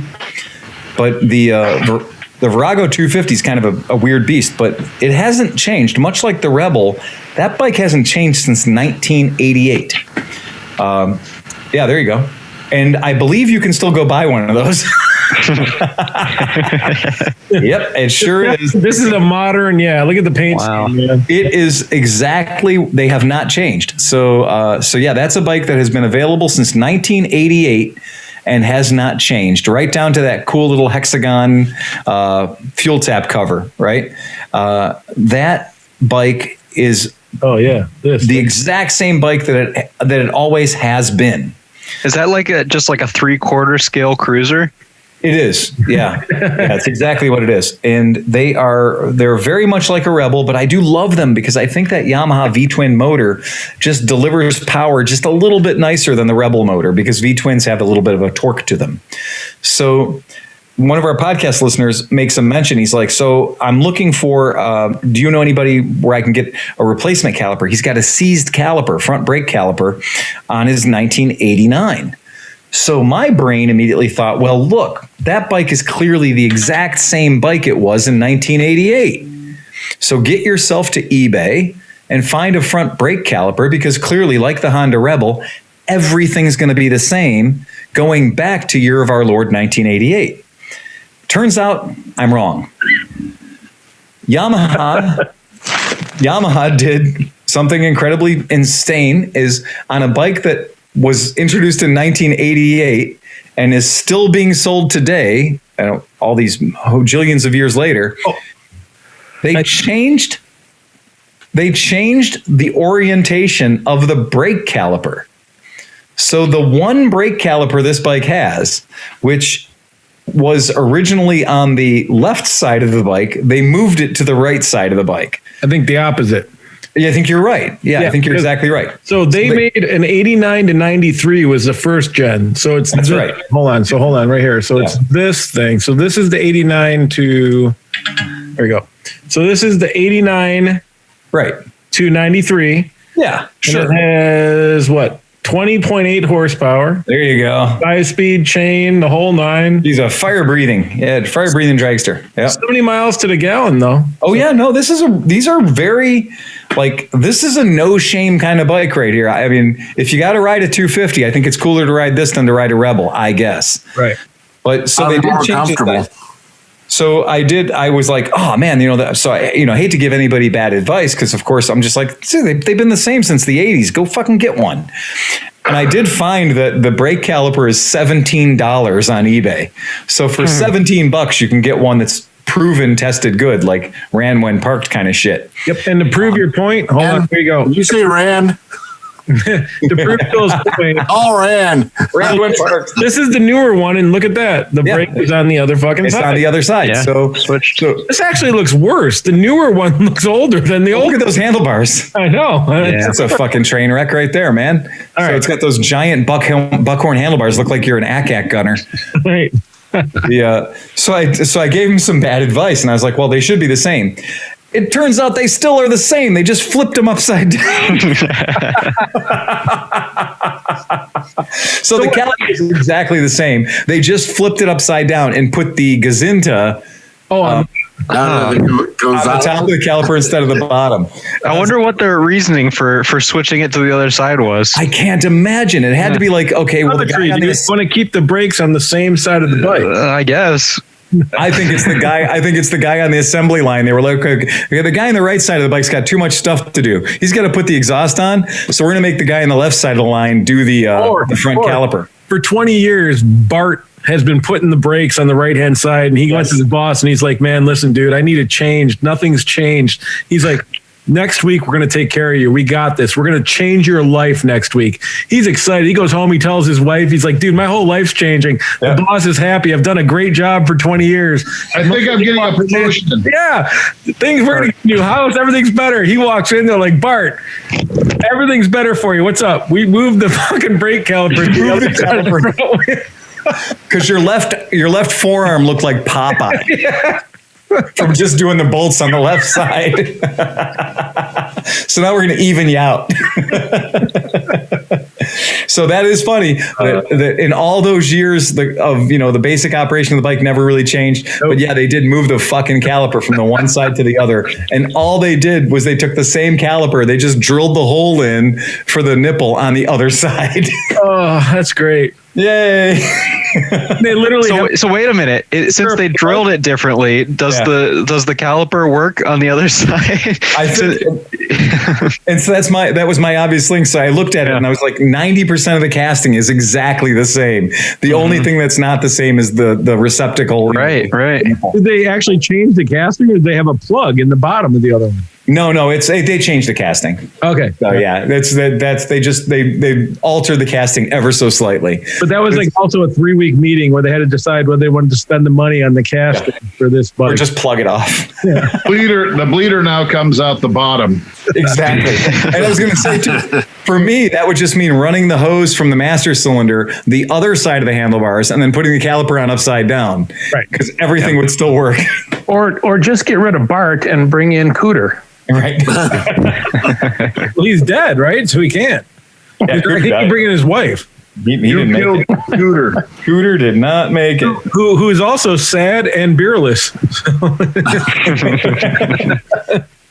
All right. And so the very last tech, because like you said, everyone loves tech. Yeah. The very last tech that we have from a Patreon listener, and this one has some legit shit.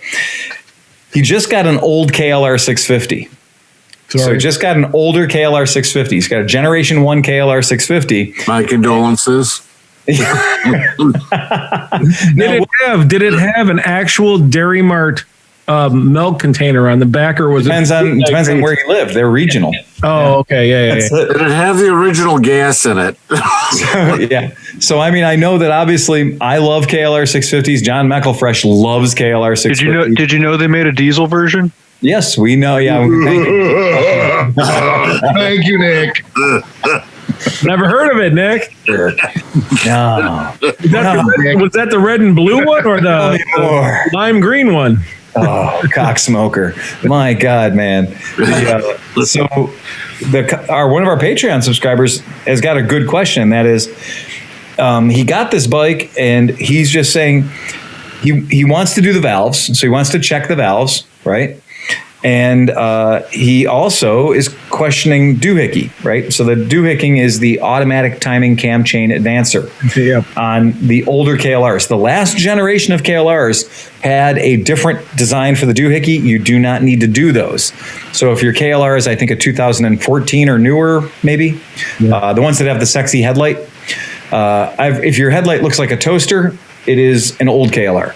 If your headlight looks aerodynamic, it is a new KLR. So your new aerodynamic headlight, those do not need the doohickey, which is the timing cam chain advancer. They do not need to have that serviced.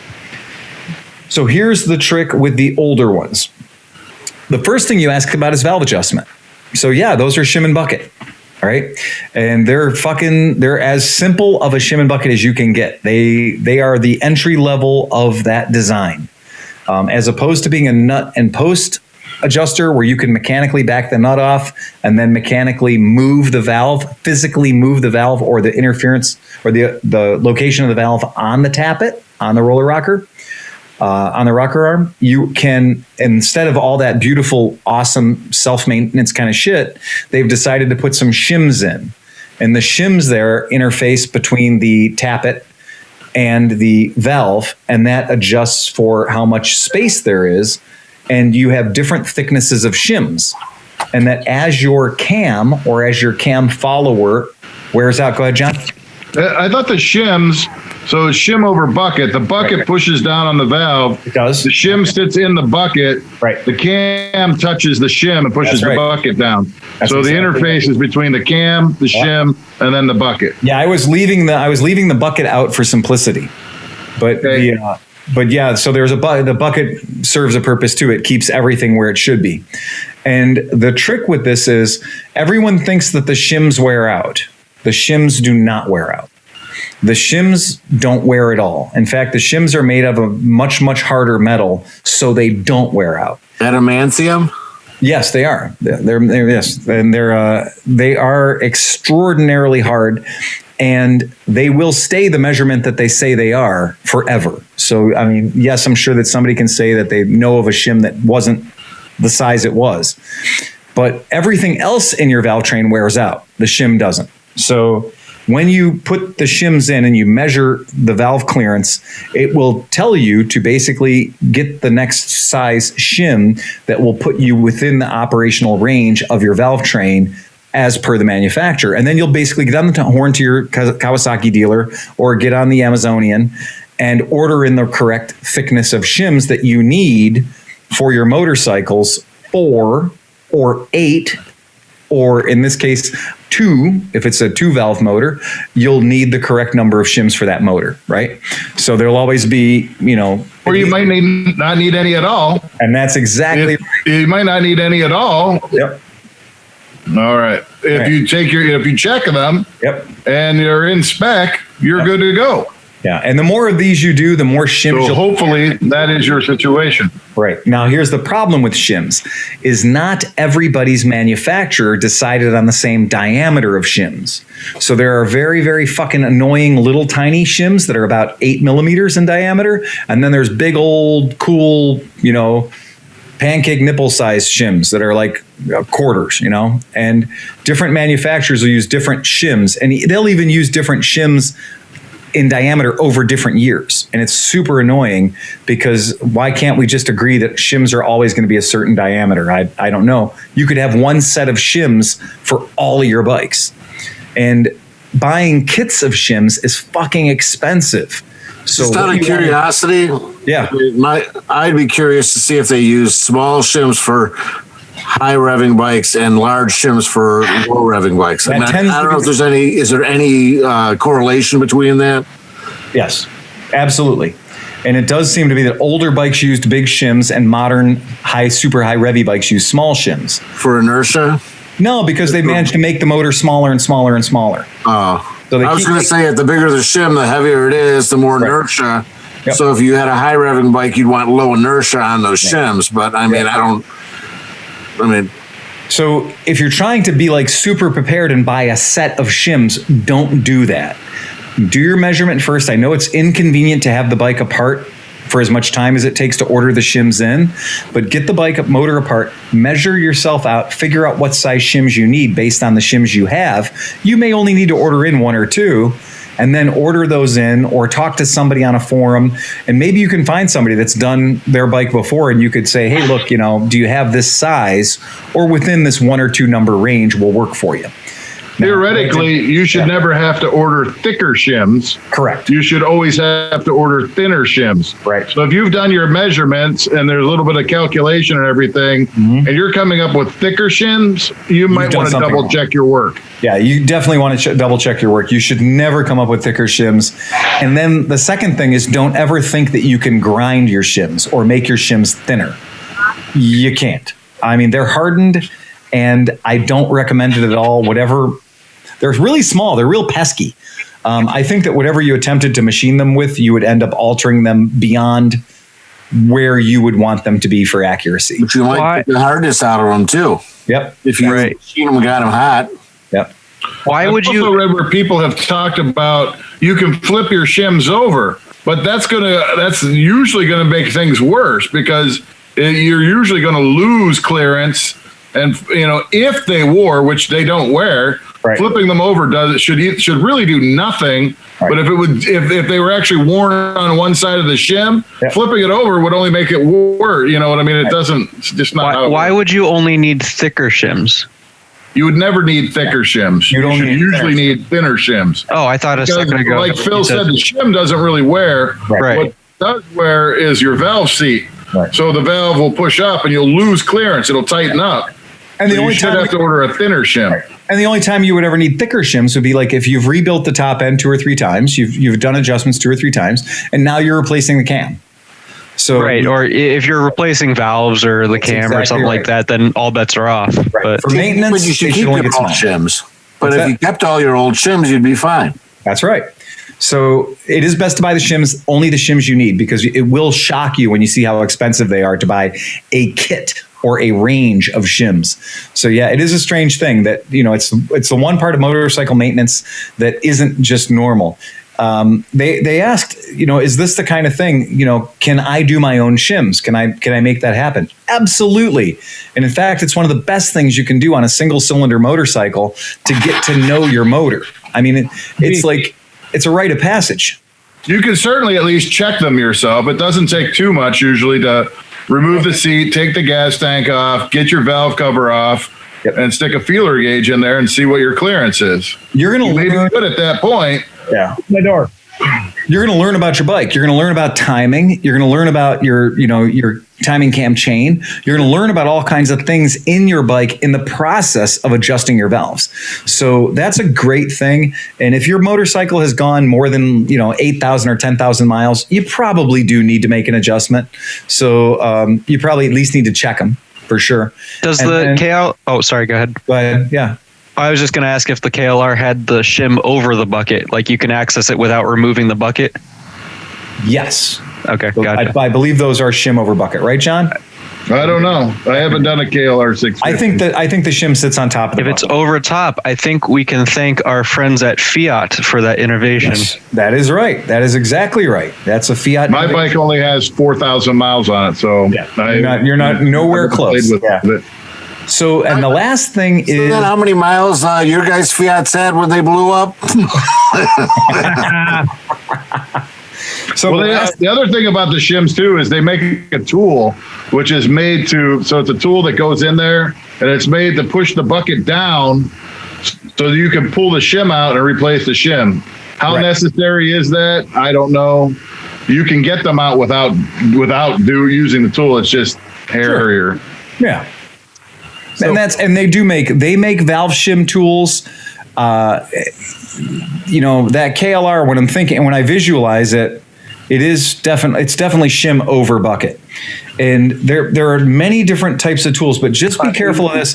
The valve compressor tool that you're going to see that's sold for like Briggs & Stratton motors or V8 cars, that really doesn't work great on motorcycles unless you have a tappet adjuster, a nut and post for it to grab onto, right?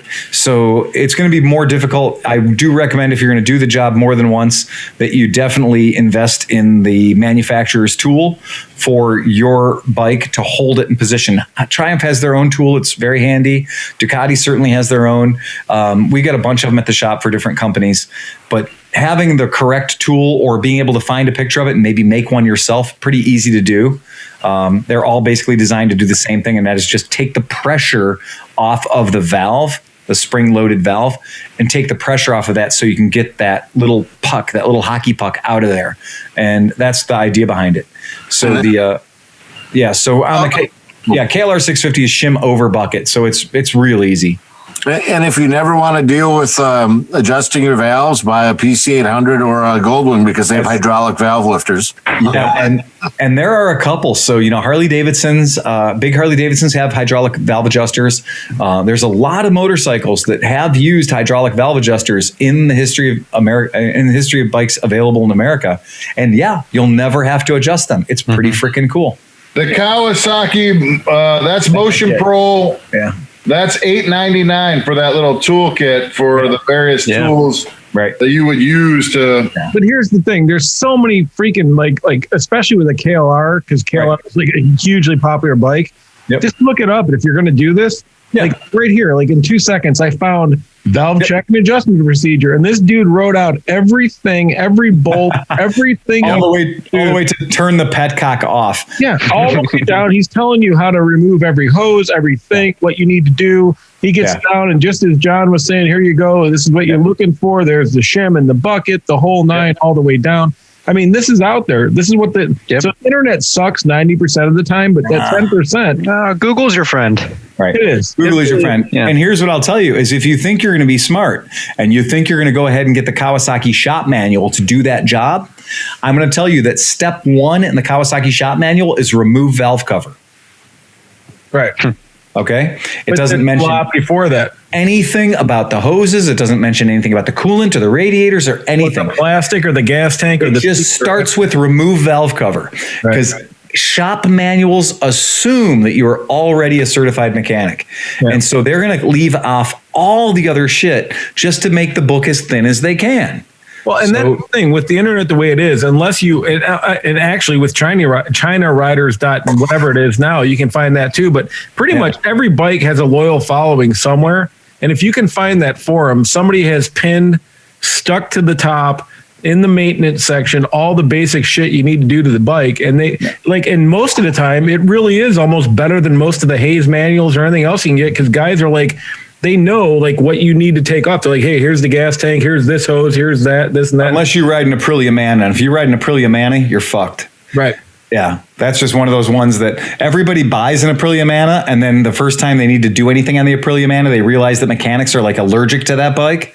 And they're just like, well, I've got a question. How do I change this? Or how do I adjust my, replace a belt on the Aprilia Mana? And it's fucking crickets. Like, you ever want to see ADV riders shut down? Just be like, somebody on here tell me how to replace the belt in the CVT on my Aprilia Mana. Well, what year was this bike made? What's that? The Aprilia Mana, because it looks exactly like one of the new Benelli bikes that you guys have. Look at the Aprilia Mana. The Aprilia Mana was like, what, 2014? Yeah. Oh, okay, yeah. There it is. Yeah. Yeah, they're fairly modern. Oh, that's a good looking bike. It's a brilliant bike. It's a fantastic bike, except for the fact that the transmission is very confusing. And that 850 V-twin motor that's in there is a honey. I mean, you can't get a much more enjoyable 850 V-twin than in that Mana. The downside was it's an automatic transmission, a CVT-based transmission, but it also has gears. So it also has electronic servo-operated ranges. Oh, like shift points. Yeah. So every time you replace a belt on one of those, like every 10,000 miles you replace a belt, there is a sensor on there that tells you about belt wear. And if you replace the belt, but you don't take the sensor out, the sensor that's built into the side of the bike, take the sensor out, throw it away, spend $50, buy another sensor, put a new sensor on. Now, when you put your bike back together again, it won't just have the permanent warning light on telling you that you can't ride the bike because you need a new belt. It turns out that sensor works one time. That sensor works from new to being worn out, and then you throw it away and you buy a new one, and it works from new to being worn out, which isn't part of the design. The service manual does not say that every time you replace a belt, you have to replace that sensor. But guys who work on them and know that the bike comes in and we put new variators in it, we put new belts in it, and then the customer takes it out on the road and he comes back, he's like, you motherfucker, the fucking belt light's still on. Then you realize you got to take half the job apart again, take everything apart just like you're replacing the belt again, take that fucking sensor out, throw it away, put a new sensor in. So that's why Aprilia Man is a great bike for shutting down a really knowledgeable forum. You'll find the 3 guys on that forum that have worked on those bikes real quick, but it sorts out the bullshit. It's not a battery, like what oil should I use type argument. If I can ask you guys, of all the bike manufacturers, what manufacturer do you think is always on point with predicting trends and actually bringing products to market that are preceding trends that are happening, especially with the other markets? Honda. They're 20 years early to everything. Right. So Honda, 5 years late then, and then 5 years late. Yeah. But Honda being Honda and really understanding markets. Right. In the recent years, they've hit us with a flurry of awesome mini bikes. The Grom, the Monkey, the Cub. Absolutely. And they said, all these dudes that liked these when they were kids and couldn't afford them are now 50. and they all want to buy this shit. And we see this as a thing. And so they went full balls into it, and they produced this stuff, and they sold obviously really well. And we're all still waiting for new stuff to come. We all want the Hunter Cub and everything else. Yeah. So that being said, when I say Mecum Auctions, what do you all think of? Hold on, I have to go get my wallet.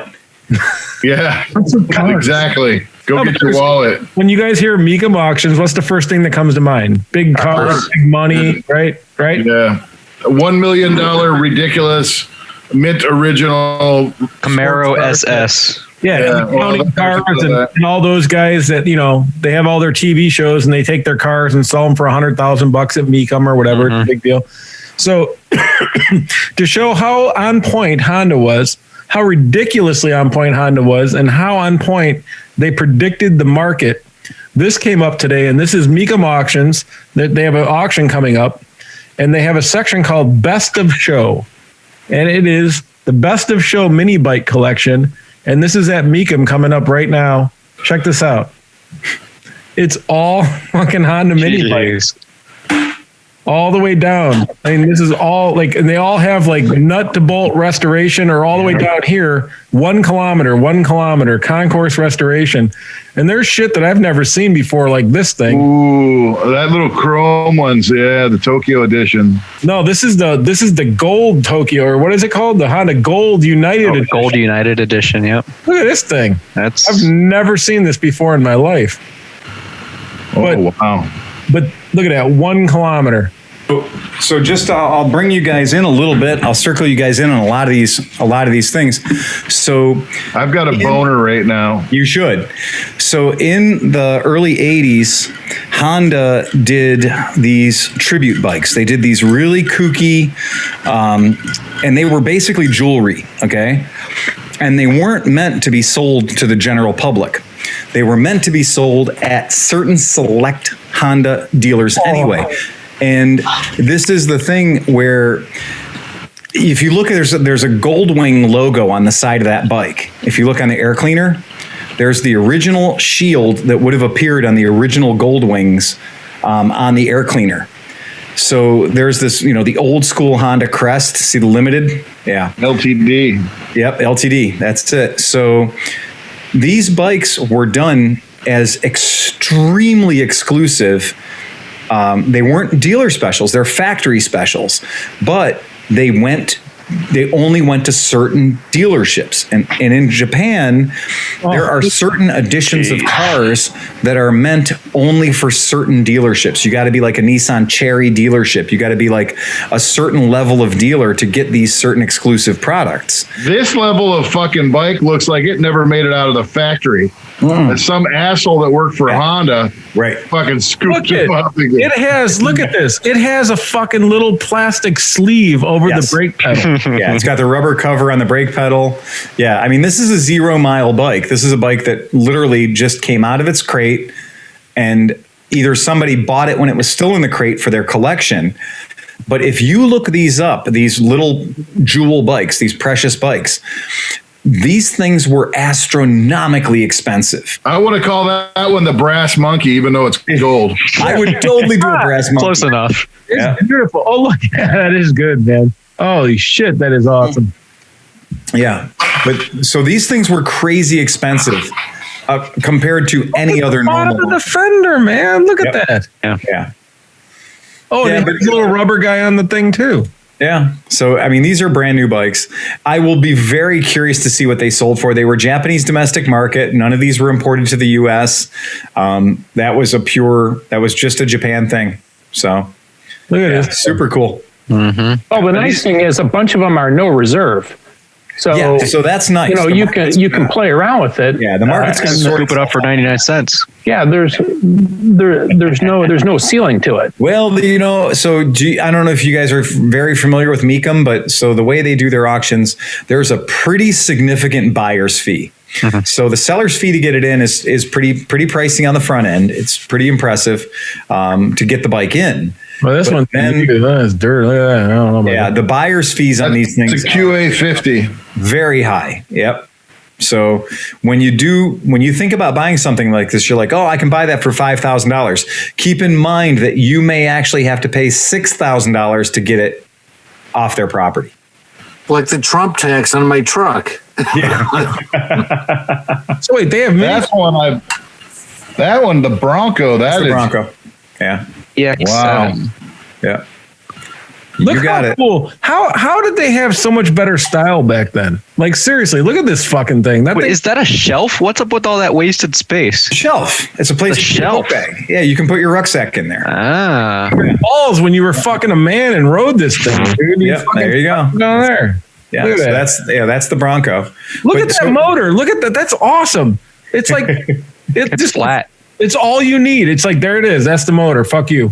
Well, I mean, that's basically your layout of a Minarelli 70cc moped motor. Like that's Yeah. a 50cc moped motor with a 70cc top end kind of thing. So, that was pretty commonplace. That was real popular in the 60s and 70s. So, yeah, that's All right, everybody here has one bike that they can get. Which one do you get? oh my God, that's terrible. I'm all over. I want the brass monkey. Fucking Yeah. 100%. Brass monkey gone. I like that SL 100. Yeah. at the top up here. That There's that a guy blue down one. in Texas called Marbles Motor, Nick, and that's all he does is restore those little SL 100s and Yeah. 70s. He's got all the paint and everything like that. That's his life. Jeez. Well, I can't afford it. I think I'd like the Rupp because wasn't that made in Ohio? Rups are made in Ohio. Yeah. Yeah. I already have an SL70. And I have a Kind of CL70. like the SL70. Yeah. Yeah. I like that. That original 1968 Silver Tag 50. That Silver Oh, Tag. that's 50. beautiful. Oh yeah, it is really That's a nice. beautiful bike. Look at that thing, man. Mm-hmm. Oh, yeah. SL70s. All the SLs are sexy though. Every SL, Yeah. especially like the SL350 and all that stuff. Right. They're just gorgeous, And So what's your take on what's your bike? oh, keep scrolling down. It's the red bike on the left there. It's the 1969 Silver Tag K1. Oh yeah. I just think they're super cool. And realistically, this thing's going to get ridden at Mid Ohio and then sit on my shelf. So I would either do this or I'd do the Tokyo Drift Edition.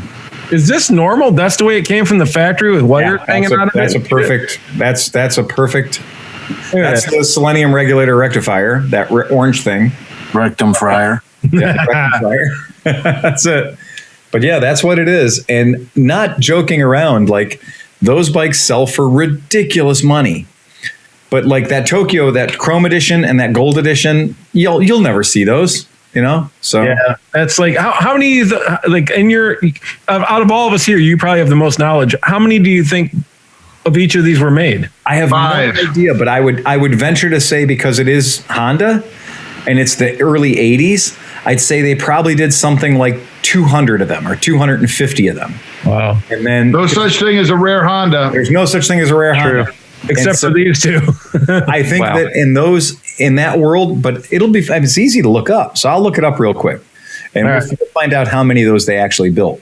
Because I really do think that I really think it's going to be super low numbers. So This one's since you got to follow this then and give us the answer as to what they sell for. Oh, I will. I definitely will. I mean, this is going to be definitely shared around because like every dude with a Trail 70 right now in his basement's like, oh my God, what is this thing selling for? I could go to Meekum next year and make $25 million on my fucking rusted Trail 70. I know what I have.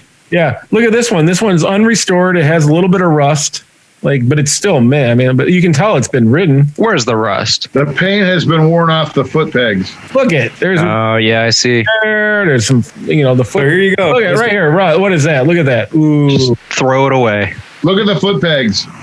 But you guys wanted to know, they did the Gold Edition twice. They did the Gold Edition in 1984 and they did it again in 1996.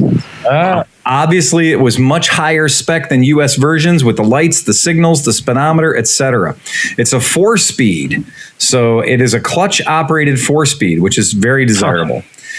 There were 5,000 made, so that's better for John. There is no such thing as a rare Honda. So the 5,000 of the bikes were made, and so you either had your choice of an 84 or a 96 if you wanted the Gold Monkey.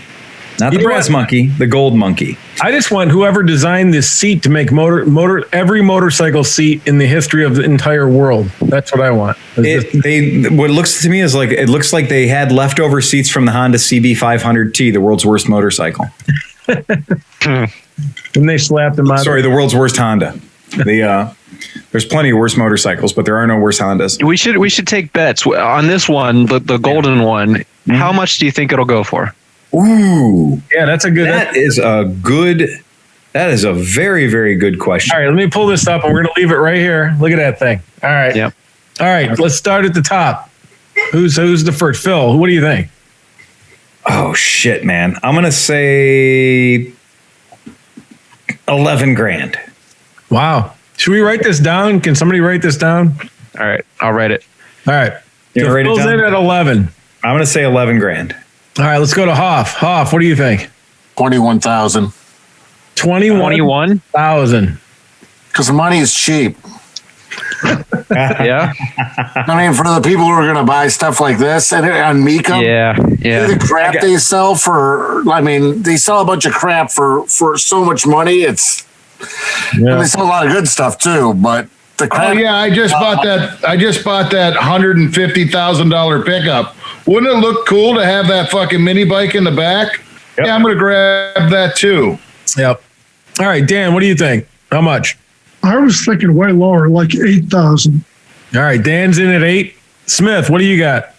I'm going 6,200. 6,200. Dude, I'll fucking buy it for 6,200. It's yours. It's yours. But I got a seller's premium of another 6,200. So Mac, what do you think? I don't know. I mean, I really, it's so different. There's just no way to even tell. I would hope it sells for good money, but I can't see it going for like $100,000. There's no way. No, but play the game. You got to lock something in. What are you locking in? I bet $21,001. Oh, you fucker! I'm going with 1250. 12,050. Yeah. I'm lighting you up. I'm lighting you up on Saturday, McElfresh.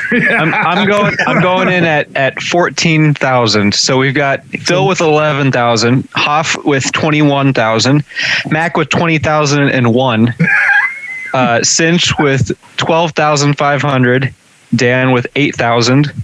And Smith with 6,200. Okay, so we're following up with this. We are going to follow up. Yeah, but I'm gonna throw a wrench in the works. I want to see the other SL70. You're gonna see me out there at Meacham. I'm gonna bid it up. The red one with yellow. Yeah. Oh, that's a 70. That's so beautiful. Look at that, buddy.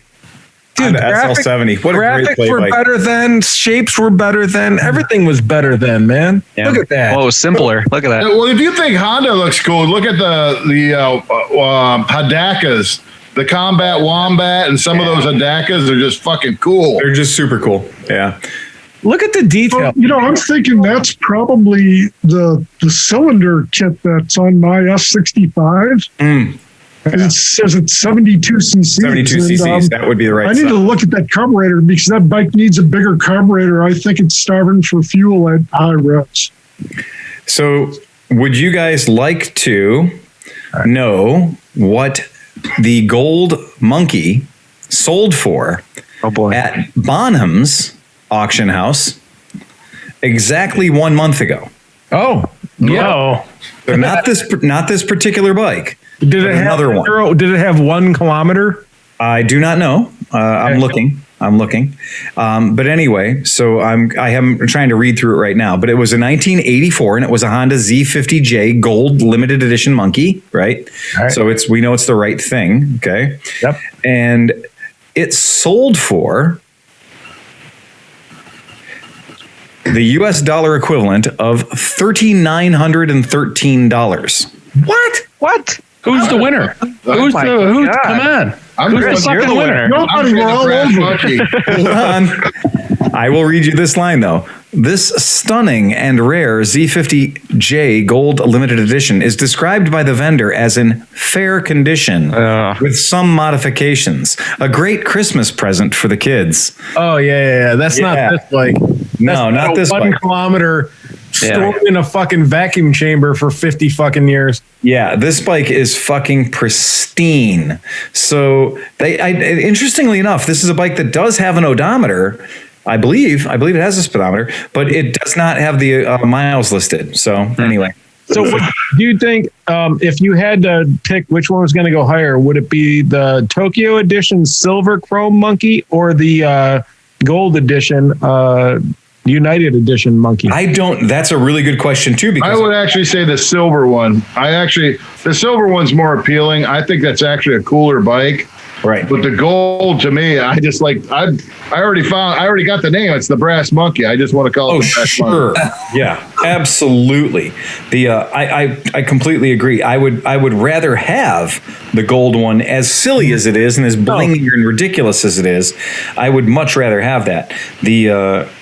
So the silver one, oh my God, guys. Oh, you're going to love this. So the Tokyo Limited, they did the gold and the silver. So they don't really specify. I have yet to see what the run is of how many they did of those. But for you guys who are curious, there's a 50th anniversary special of a monkey that they did in 2017. So in 2017, they did celebrated the real 50th anniversary of the monkey bike. And they did only make 500 of them. So it is a super crazy, rare deal. And so those are based off of the new monkey or the old monkey? Old monkey. That's gotta be old. Yeah. So 2017, it's an old monkey. And it's an old 50cc monkey, sure enough. And super cool, super neat looking. And it's to celebrate the Z50 that came out in 1967. So badass, well done, Honda. And so that's super cool. Nice. That's the 50th anniversary because the original ones were red and white, and then they also had them. They had them in silver, they had them in red, and they had them in black. So look at this. Look at this seat. Oh yeah. Oh yeah. Oh. If you want to have a little bit of a boner, type in monkey Kumamon, and that's Kumamon. Wait, Kunamon? Kum as in magpie, a magpie on. Kumamon. Monkey Kumamon. Oh yeah. And so Kumamon is this character that you guys may recognize. So he's a mascot for the Kumamoto prefecture. So he's like, these cities in Japan have mascots, and every city, every county, whatever, has a mascot. And so this is the mascot for the Kumamoto city. And they did a special edition and all this stuff. So there's all this media that exists. Oh. The Japanese love this shit. And this bike is blacked out, red seat, red rims. It's super cool looking. But there's also all this really cool stuff with, their little Kumamoto bear, which is their icon of their city. And awesome, just super cool. If you're into that kooky, weird Japanese stuff, you will love this bike. Yeah. So and there's actually pictures of the bear riding it. So that's a cool thing. Yeah. So I just love that they did these special editions. They're super cool. So what did the silver LTD go for? Yeah, I don't. The silver limited. Oh, okay. Yeah, I don't know what the pricing was. I have no idea, but that silver one's just gorgeous. Yeah. So that, it's a satin color silver on the gas tank. If you were going to just nerd out on Z50s, I could see it becoming an addiction. You could come into my house and I just have Z50s on the wall like pint glasses. Yeah. Well, that's what I find is interesting. It's like when you see a celebrity or some kind of a guy with a lot of money. Yeah. And instead of collecting like douche mobiles or something, they really get into some weird fetishy fucking mechanical thing, and then they have 50 of them. They try to preserve them. They'll find like the one Russian scooter that was, sent to Cambodia to save fucking people. And there's 72 of them and make them fucking perfect. I'm like, yeah, man, that's cool. Like I could see Bill Murray doing that. Like Bill Murray would be a guy that does something like that, Absolutely. Yeah, I totally agree. And that's the kind of thing. It's like, if you're going to have stupid money, do stupid things. It's better to have a collection of 25 monkey bikes that you can just wheel out and have fun with. Yeah. again, unfortunately, we don't live at Mid Ohio, so there. We can make our own at this point. Right. Yeah. Well, I was looking online at bikes out in Arizona and in California. Mm-hmm. And there's just very little vintage available in the Phoenix there really area isn't. right now. Just like almost nothing. There's a lot of stuff in California. Mm-hmm. But you're going to pay for it too. Most of those guys are like, hey, I added a new motor bolt. It's custom. Now it's $10,000. You're like, Well, right. I have friends in Phoenix, which is why I'm looking for a bike to actually keep in Phoenix. Right. I know where we could have a really nice scooter rally, no problem. I'm thinking easily probably 40 or 50 camping spots. Yeah, we talked about this last weekend. This is going to be awesome. We're doing our own thing, man. Well, I think that's a good idea. With a barn burning in the middle of it. Yeah. Dude, if Hoff kicks the guy that's going to buy his other house out of his other house, then we have not only band camp, you've graduated band camp and moved on to fucking college camp. I don't even know what to call it. Call it something else. It's going to be fucking dumb. We're talking a full scooter off-road course around multiple areas, a river. A river? That's it. Fire. It could be van camp. Van camp, yeah. Yeah, I think it's a great idea. And I'm not joking to anybody. I talk to everybody. The way I'm feeling is like, okay, I'm getting to the stress point at this point where we're like, okay, whether or not we've achieved greatness with the vaccine, whether or not we're, healed, whether or not we've achieved herd immunity, I'm willing to say at this point that maybe by October, I'll be so screwed in the head, I'll be like a take your chances rally. That'll just be like, okay, this is the deal. You are responsible for not being an asshole. You're responsible for maintaining 12 feet of social distance constantly. No, it's easy. All you have to do is by the middle of summer, tests will be fairly affordable. We need a negative test 2 days before the event to come in. That's it. Right. That's all you have to do. They're doing that now. They're starting to open restaurants and do all this other shit with, if you can show up with a 2-day fucking, like in New York and other places like that. And even at the big Browns, or not the Browns, but whatever, some football fucking team somewhere, whatever. Right. They're doing a thing where you have to go to their testing thing, get tested within 2 days of the event. If you're negative, you're allowed to come. Boom, you're in. Yeah. That's going to be the world we live in if the vaccines don't get out to enough people. So if we have to test in and test out, well, I guess we test in. That's all there is to it. It'd be worth it at that location, though. Hoff spot's cool, man. Mm-hmm. Yeah. Hoff, can I bring my my Nashville exploding camper? I don't have at it. I didn't know you had a Nashville exploding camper. There's only a few of them left. Park it right beside the burning barn. You'll be good. Yeah. Can you tell me where we're going? Well, just look for the burning barn and you'll be fine. Right. But I'm absolutely serious when I tell you that based on everything that's going on in the world, if I make it through, obviously April, May, June for me is just nothing but keeping my head down and being busy at the shop. But once that happens, I'm fully expecting to be participating in motorcycle events all the damn time. The sun comes out again, it's all going to drop off. Yeah. So, So we'll see. I mean, that's all. Let's not die. Let's commit to a thing of not dying until the summer. I can't make any guarantees. Mm-hmm. I'd rather not have that. You're the safest one here, Nick. Yeah. You probably have 75% less health problems than any of us at this point. I'd hope so. Yeah. I hope so. He's like, yeah, no shit. I'm half the age of any of you. Yeah, he got rid of his biggest health problem, the Fiat. Yeah. Oh, yeah. Well, I still got one of them. Nick, you're cured of cancer mostly. He is way less likely to get several different diseases, tetanus. He can't get like any sort of a weird heavy metal poisoning.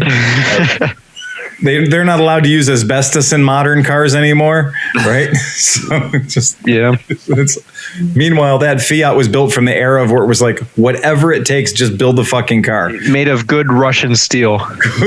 good, solid, thick Russian steel. Yeah, the best, only the best Russian steel. Absolutely.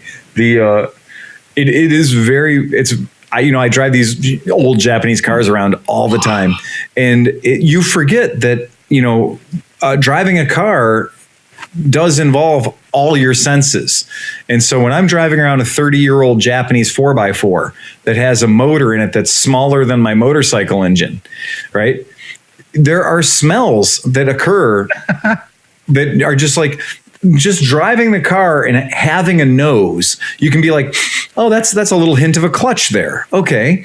Oh, I'm smelling a little more oil than I'm used to. I should check the dipstick for sure. And the other day, I'm not joking. The motor sounded different.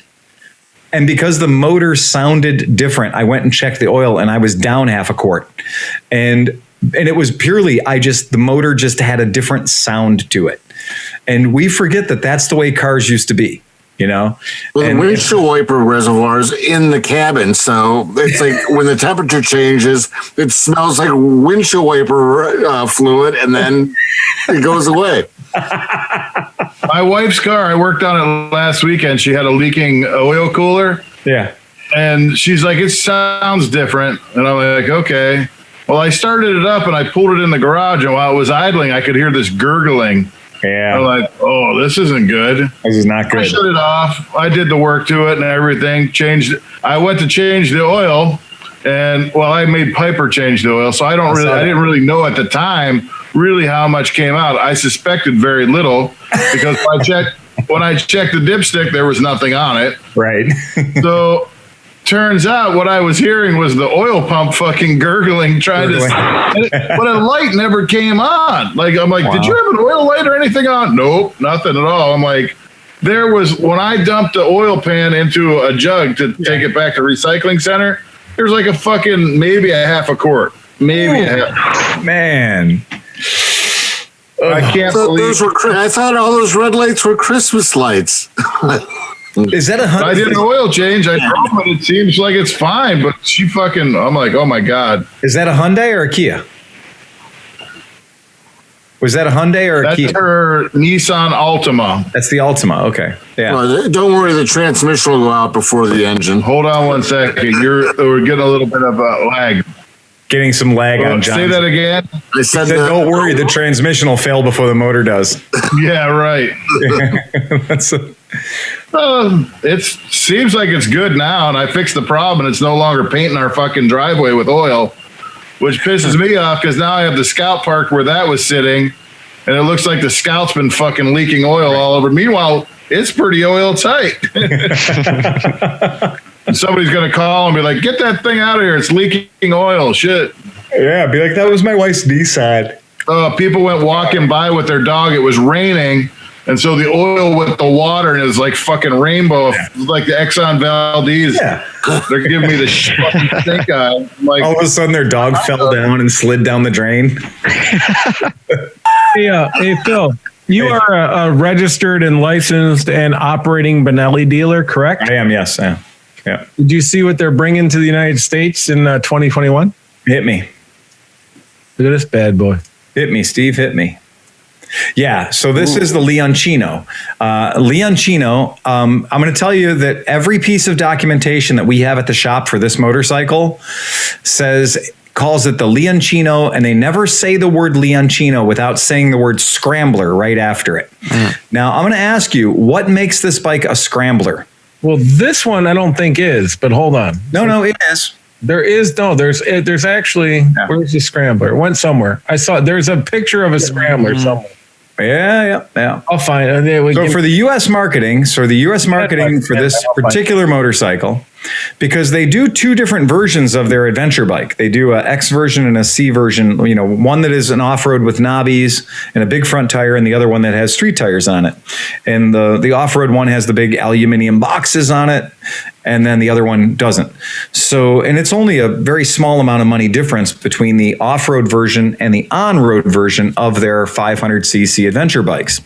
Now, the Leoncino, on the other hand, which in Italian, Leoncino means little lion.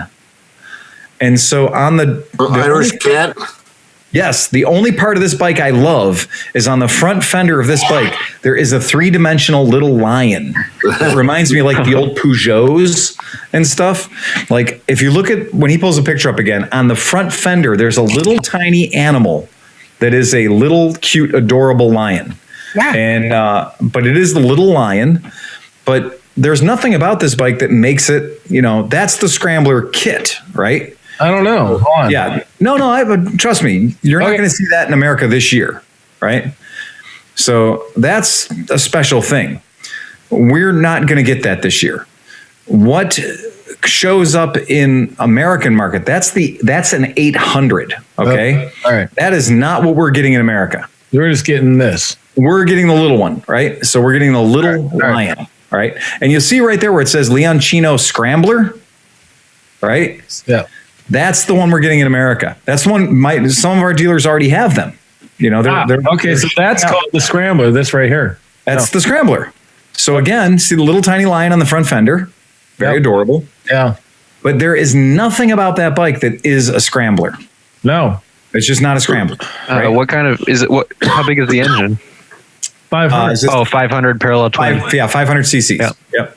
So it's a 500 cc twin, and I got to tell you, I have no problem with anything about this bike, other than they call it a Scrambler, right? It's not, and it's $6,200.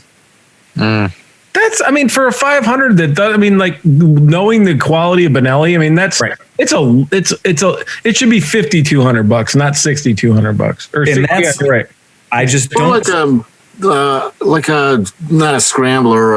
It's like it's like an FXS. It's more like that style. Mm-hmm. Yeah, you're right.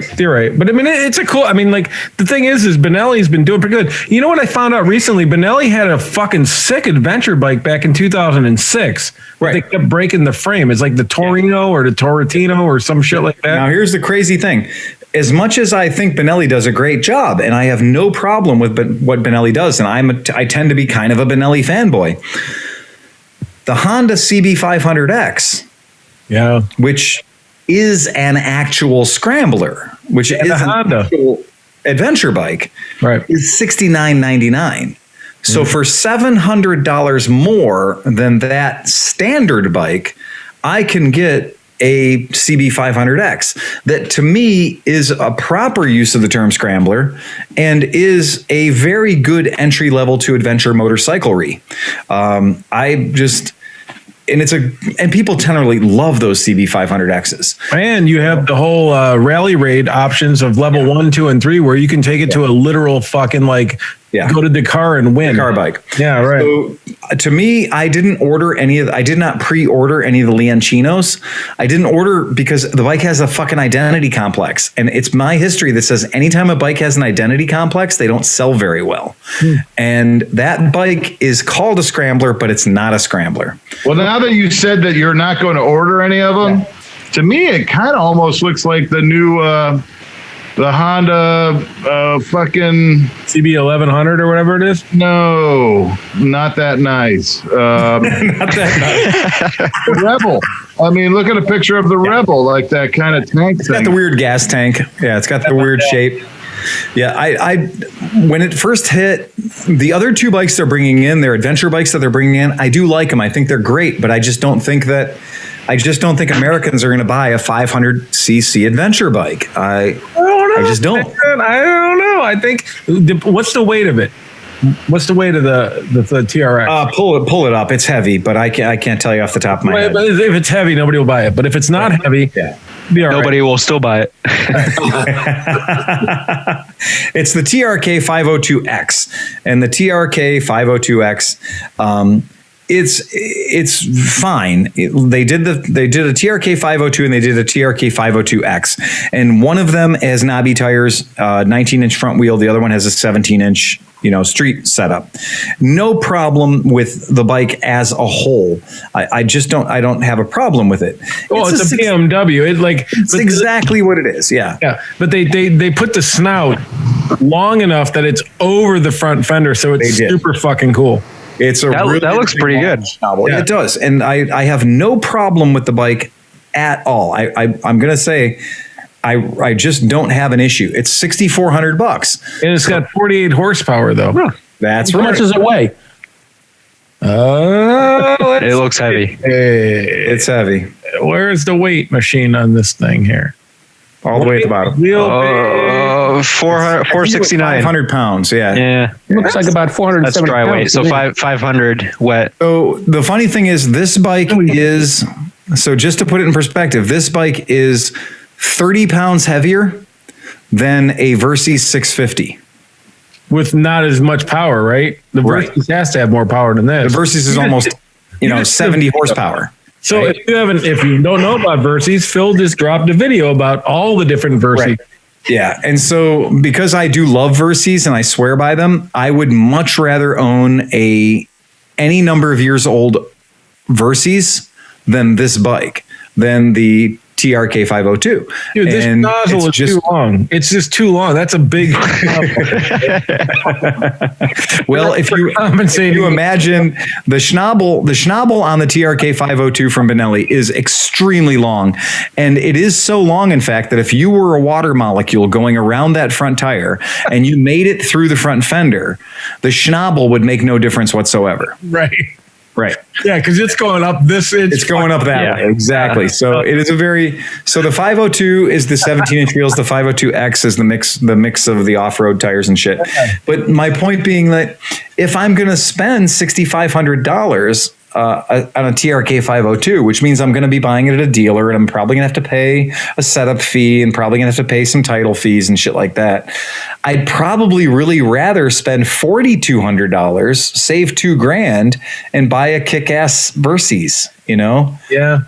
with a 650cc motor that I know can go 100 miles an hour down the freeway without thinking about it. And for 100,000 miles without a lot of problems, mostly. Oh, exactly. Yeah. I mean, a Versys is a brick. It's a bulletproof bike. Yep.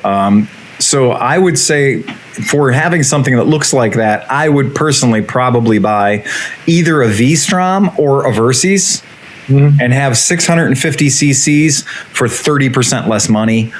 Taking into consideration, I'll be buying a used bike. Well, and that's the thing. So CF Moto, let me see if I can find this. Yep. CF Moto just dropped a whole fucking new They sure bike. did. And it's really cool looking, but then I saw the price and I'm like, you killed me. Like, Right. why did they, hold on. It's just too much. Give me a second. Talk among yourselves. Hold on here. No problem. Yeah. What are the? Did you see that link that I sent for the Honda EMX 250F? Yeah. The F. That was a 3-cylinder 2-stroke Honda. Yep. V-twin. Well, not a V-twin, a V-triple. It's a V-triple, right? Yeah. It's a V-triple. It's bizarre. So the new, CF Moto, so the big news, well, I guess the big news we should tell people about is that CF Moto joined forces with KTM. Right. And so KTM is kind of doing this thing right now where it's like, oh, we're KTM and we're still orange and we're still Austrian and we're still cool, except the vast majority of our shit will now be made in China. And that's going to be a weird thing. So, well, and that was what I said on the last podcast, is that the CF Moto is now marketing the same bike that they make for KTM as their own bike. Absolutely. Yep. Yeah. And it's a very funny thing. And that collaboration, like the whole idea, There it is. Remember that it's a joint situation where CF Moto owns 51% of KTM. So when people are like, oh, well, KTM bought They own KTM. Well, check this out. So I can't say it. CF Moto. CF Moto is releasing this, and KTM is cool with it. You ready? Yeah, go ahead. Yeah. Yeah. Well, they have to be cool with it, Steve, because CF Moto owns 51% of their company. Right. But this is basically a KTM. I mean, like, Of course it is. You look at that. Absolutely. Well, it's not orange. Well, you just didn't select the right color option. They have an orange one.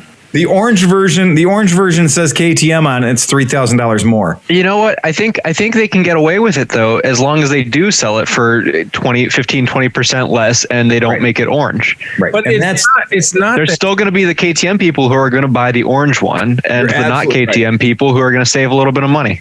Yep. You got it. What is exactly right. 213 kilograms? What's the weight of that thing? That's 586.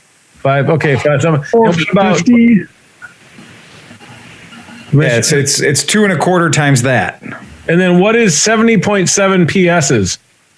That's about 68 horsepower. All right. So it's not that terrible. No, it's not bad at all. There's absolutely nothing wrong with that if you believe any of those numbers they put out, because I don't believe a single one of them. Right. Yeah. It's promotion. I don't believe one number printed on that chart.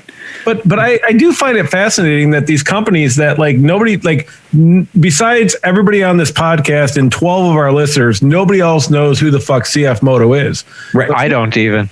Yeah, well, you're not on the podcast. Right. I've been working on CF Motos for over 10 years. Right. And what I can tell you is that, CF Moto is in Hangzhou. So they're in Hangzhou, China. And it has been my experience that CF Moto will build you any quality of bike you ask for while you're watching. Mm-hmm. While you're watching. Yeah. And then when you stop watching, then they remind you that they are a much bigger company that you've ever even imagined in your life, and that you mean nothing to them. So like CF Moto is this company that when you say like, oh, well, KTM bought CF Moto, fuck you. KTM didn't buy CF Moto. KTM needed money. And CF Moto said, I want to own 51% of you. CF Moto could have owned 100% of KTM, but they don't need to. They only need to own 51% to steer the ship.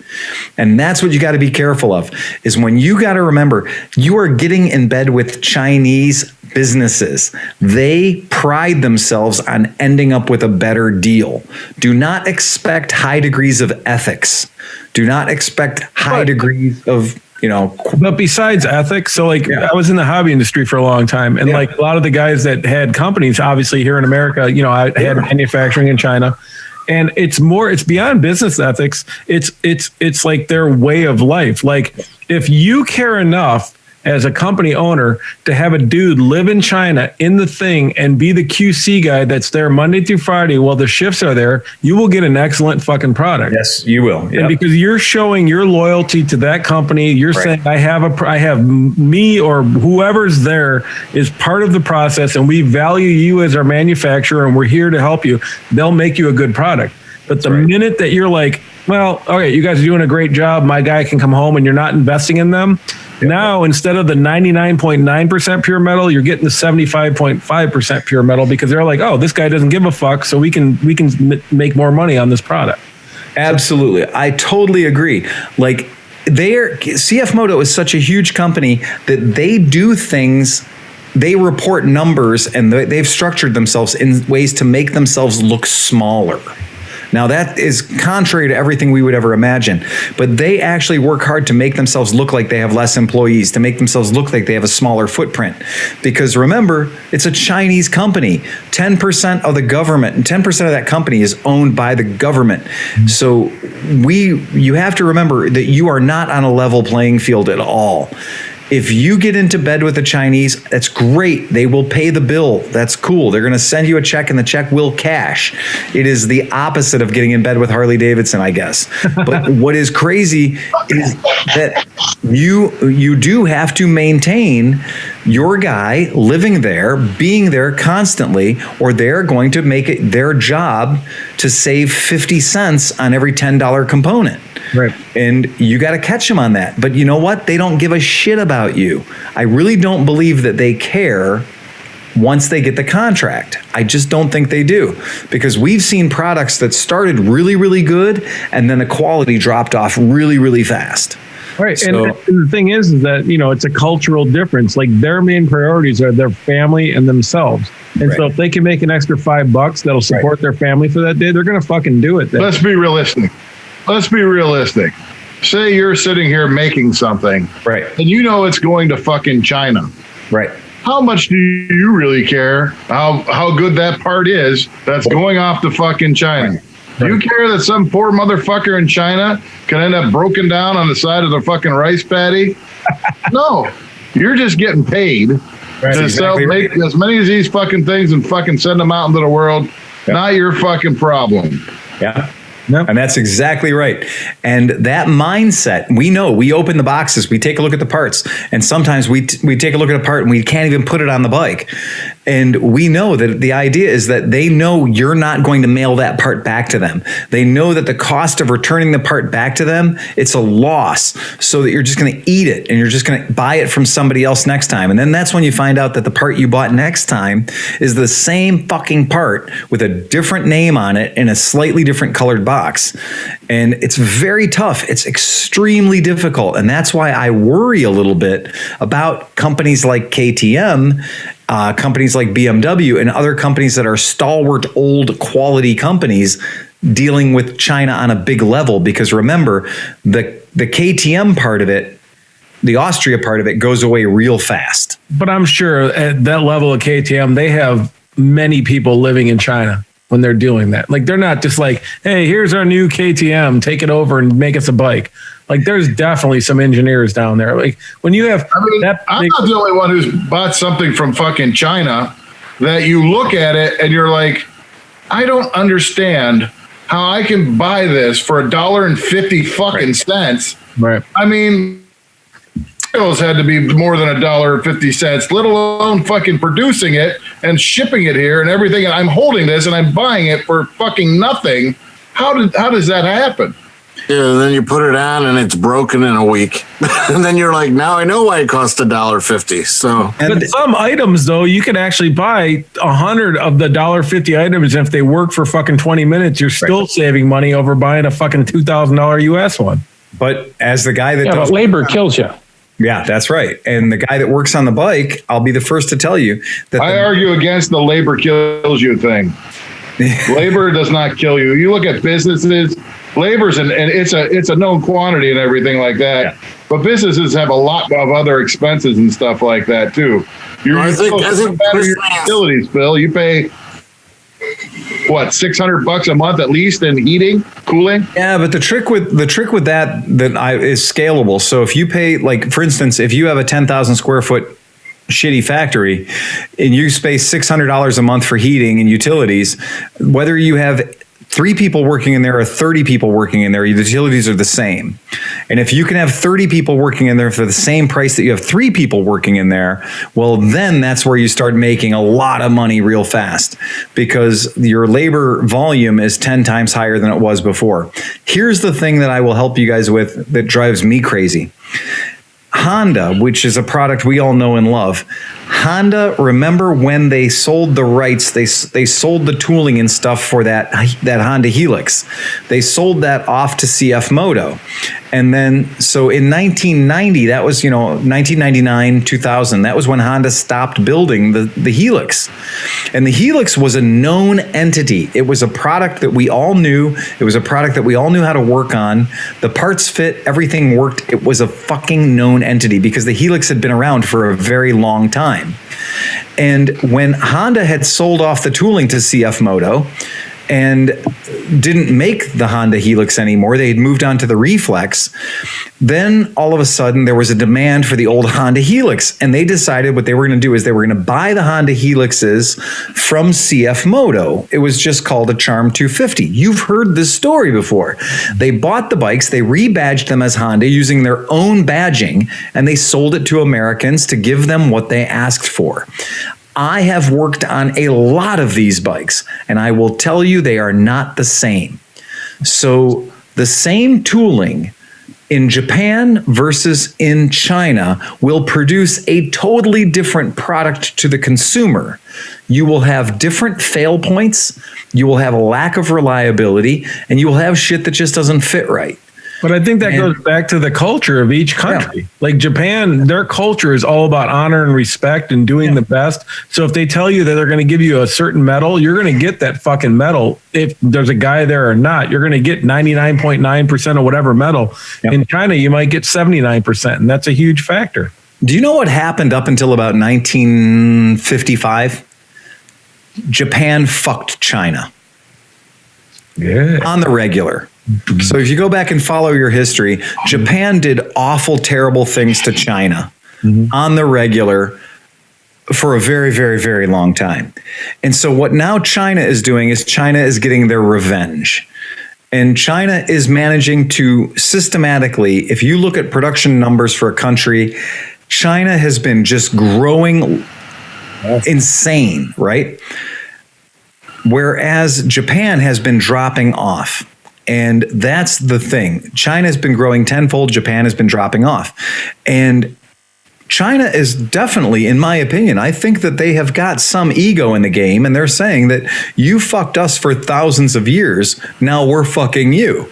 Yeah. And if China can take the bike that they build for $450 and sell it to Honda so they can sell it to our customers for $4,800 or $4,900, then China's going to say, yeah, we'll sell it to you, but it ain't going to be for the $400. It's going to be for $2,700. Right. You know, we're going to demand the same price you were selling it for. We're going to because you need it. And that, I think, is a dangerous position. I think that when you need something from China, they got you by the balls. Well, look at masks. Like we exported like 90% of fucking H95 masks to China.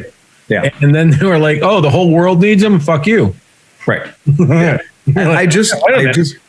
I'm very cautious when I try to make big investments that involve things from China.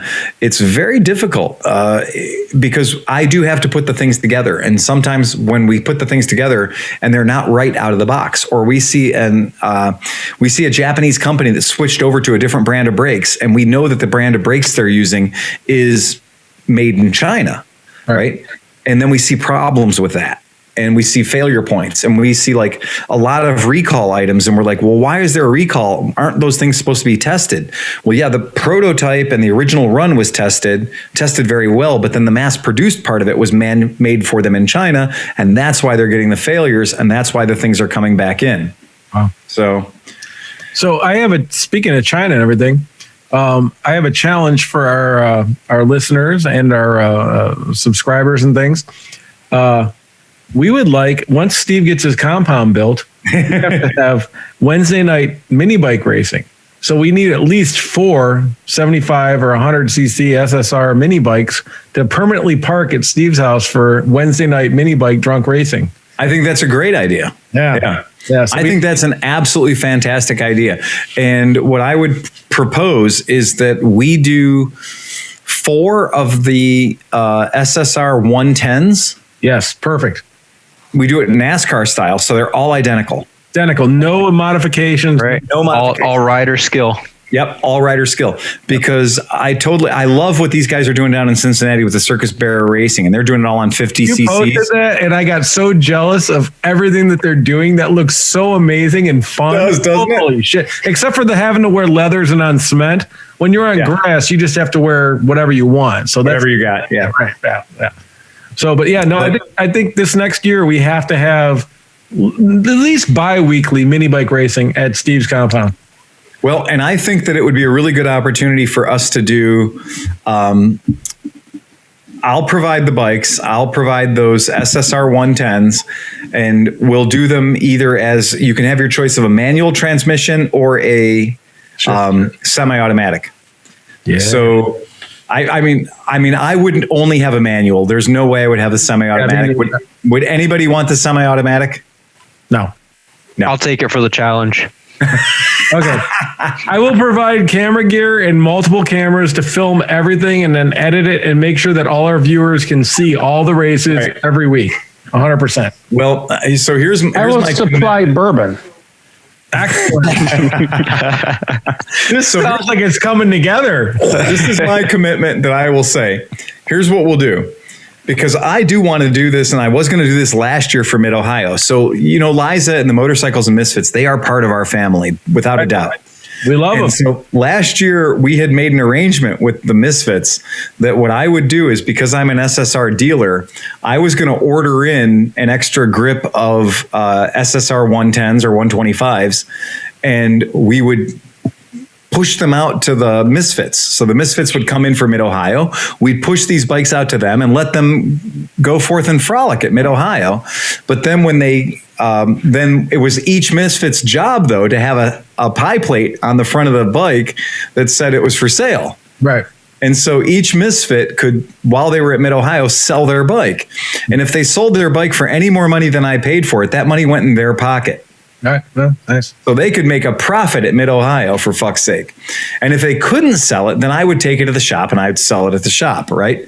And we'll eventually fucking move it along throughout the course of the year. I have enough experience with these SSR 110s and 125s to tell you they are really good bikes. Like, they are remarkably good bikes under very fat aunts and uncles. Like, so... Plenty of really, really big, fat human beings have tried to kill an SSR 110 or 125, and they just can't do it. Yep. So it's the perfect bike for us. Yes. Yeah. And so I think instead of Circus Bear Racing League, we should be Drunken Bear Racing League. Yes. But so I would say I would like somebody, at least one of our group, to look at the website and figure out whether they want to do a 125 or they want to do a 110. They're very similar. They're remarkably similar. I think if we're here's my commitment. 110 would be better. Okay, so here's my idea. My idea is that Which one had the electric start? Oh, the 70. That was the kid's bike. The 70. Yeah, that was the 70. Let's do that one. So here's your idea. You can't. Here's your idea. So here's my idea. I'm going to go ahead and buy a bunch of these. So I'll go ahead and get 6 or 7 of them for us. And I'll just make one order that is just for us. And I'll buy them, and they will be our official Cleveland Moto bikes. We will own them. And we'll just have them at the compound. That's just where they will live. And then you can do whatever the fuck you want with it. If you want to go over and kiss one and call it your own, if you're going to do any modifications, that's fine. Just make them better. Don't make them worse, right? So if you make them better, you don't make them worse. If you break it, you've paid to fix it. Who gives a shit? Just keep our stable of bikes healthy is our job. Once I buy them, as long as you guys keep them healthy, I don't give a fuck. And then when we have our friends come in from Santa Cruz and we go to Mid-Ohio, they've got shit to ride, Of course. But here's the thing. We have to make consequences for the races. So like every couple of weeks when we do these races, when somebody doesn't win, then they have to do shit work. Like they have to do like whatever we determine, whatever, but there has to be a consequence to not winning once in a while. Like, I don't know what shit work would be with the podcast. But figure it out. There's got to be something. There's got to be something we have to do. Maybe they have to pull the weeds out. If you lose, you have to pull all the weeds around Hoff's compound. That's what you have to do. We have to. That's it. We'll maintain the track. If we can do this grass. Cutting the grass and maintaining the track and rolling it. If you lose, I have a feeling I have some insight on how Steve Hoffert works. And here's the thing that I found out about you, Steve.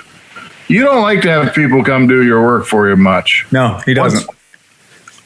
What Steve would want is, if you lose, you've got to drink a bottle of brown liquor. Yeah, if you lose, you have to leave.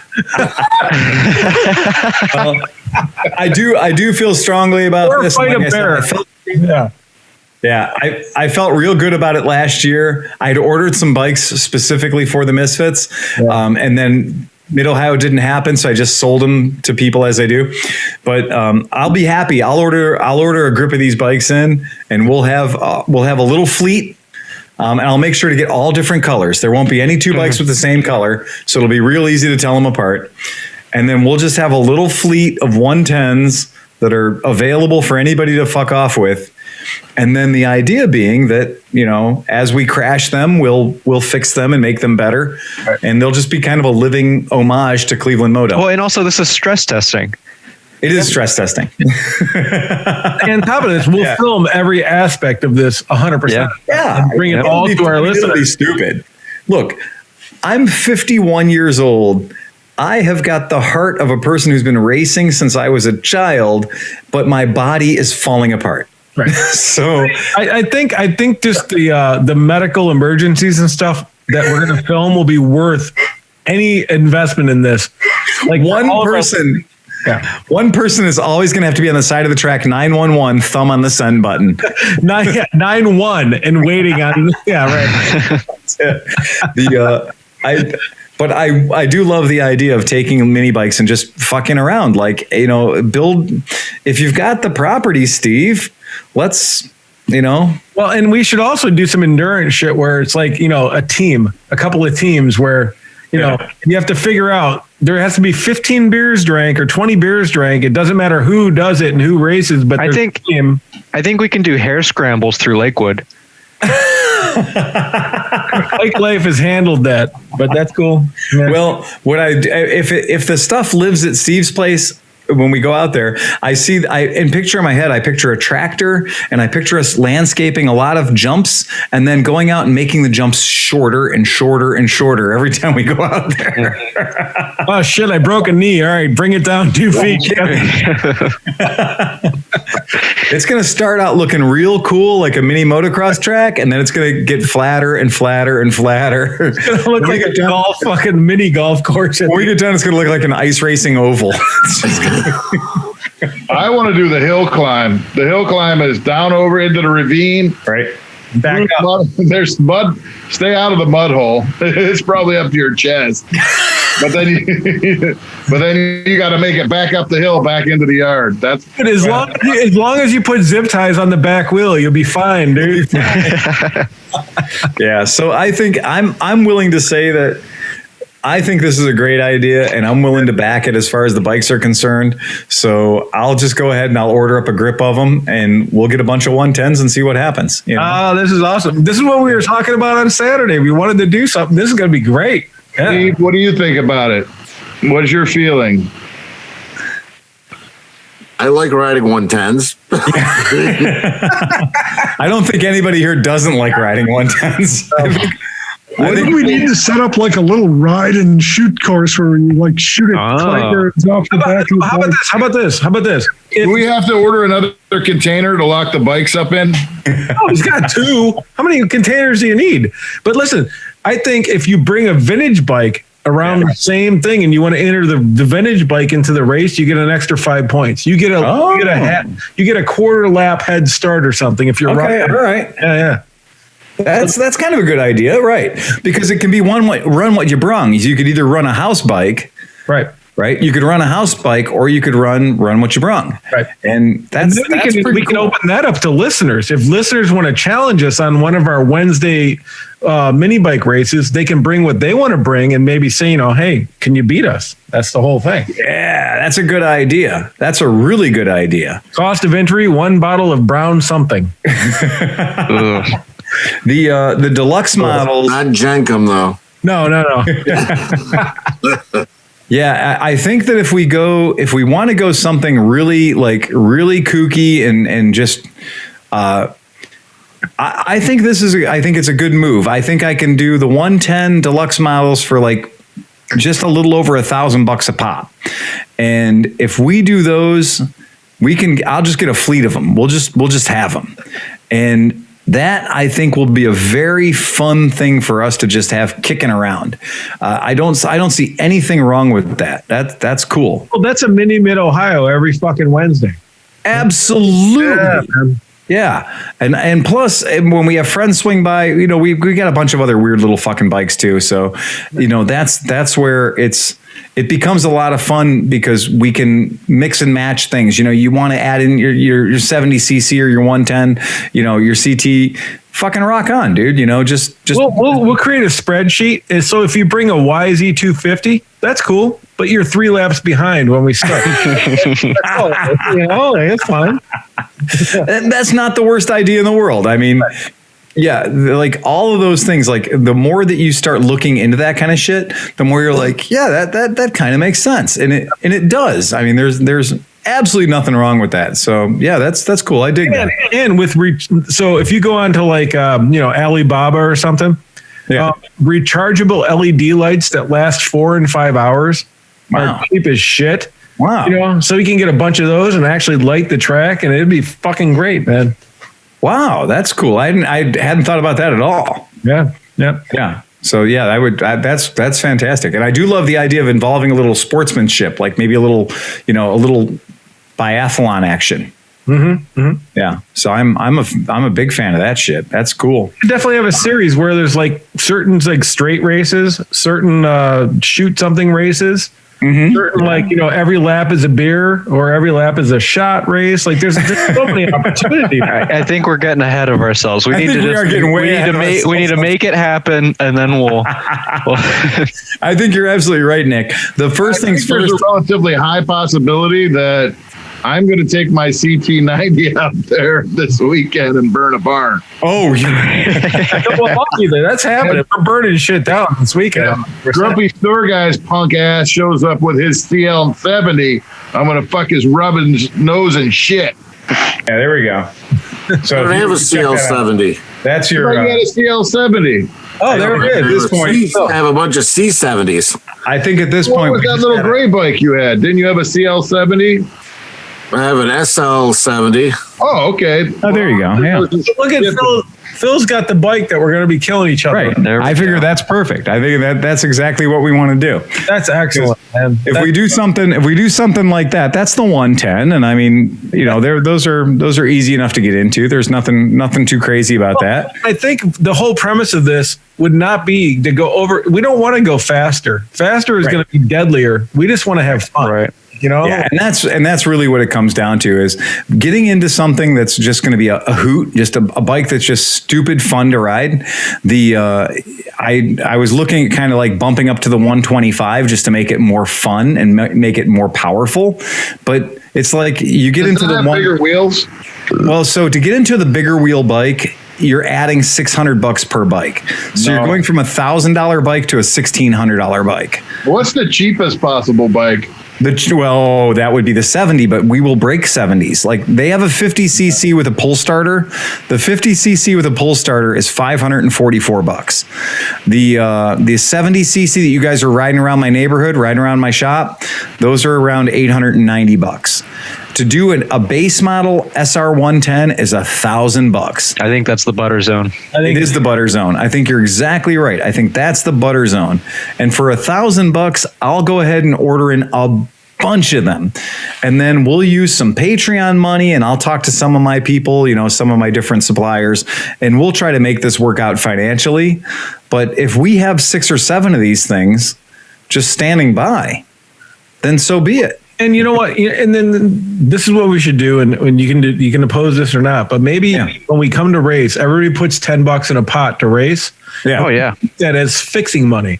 Like, that's a good idea. We'll build up a pot of fixing money. So put that into the maintenance section. Yeah, right. Yeah, right. Like it's not for profit. It's just to keep the shit going so we can keep getting drunk and racing motorcycles on a weekend. Yeah.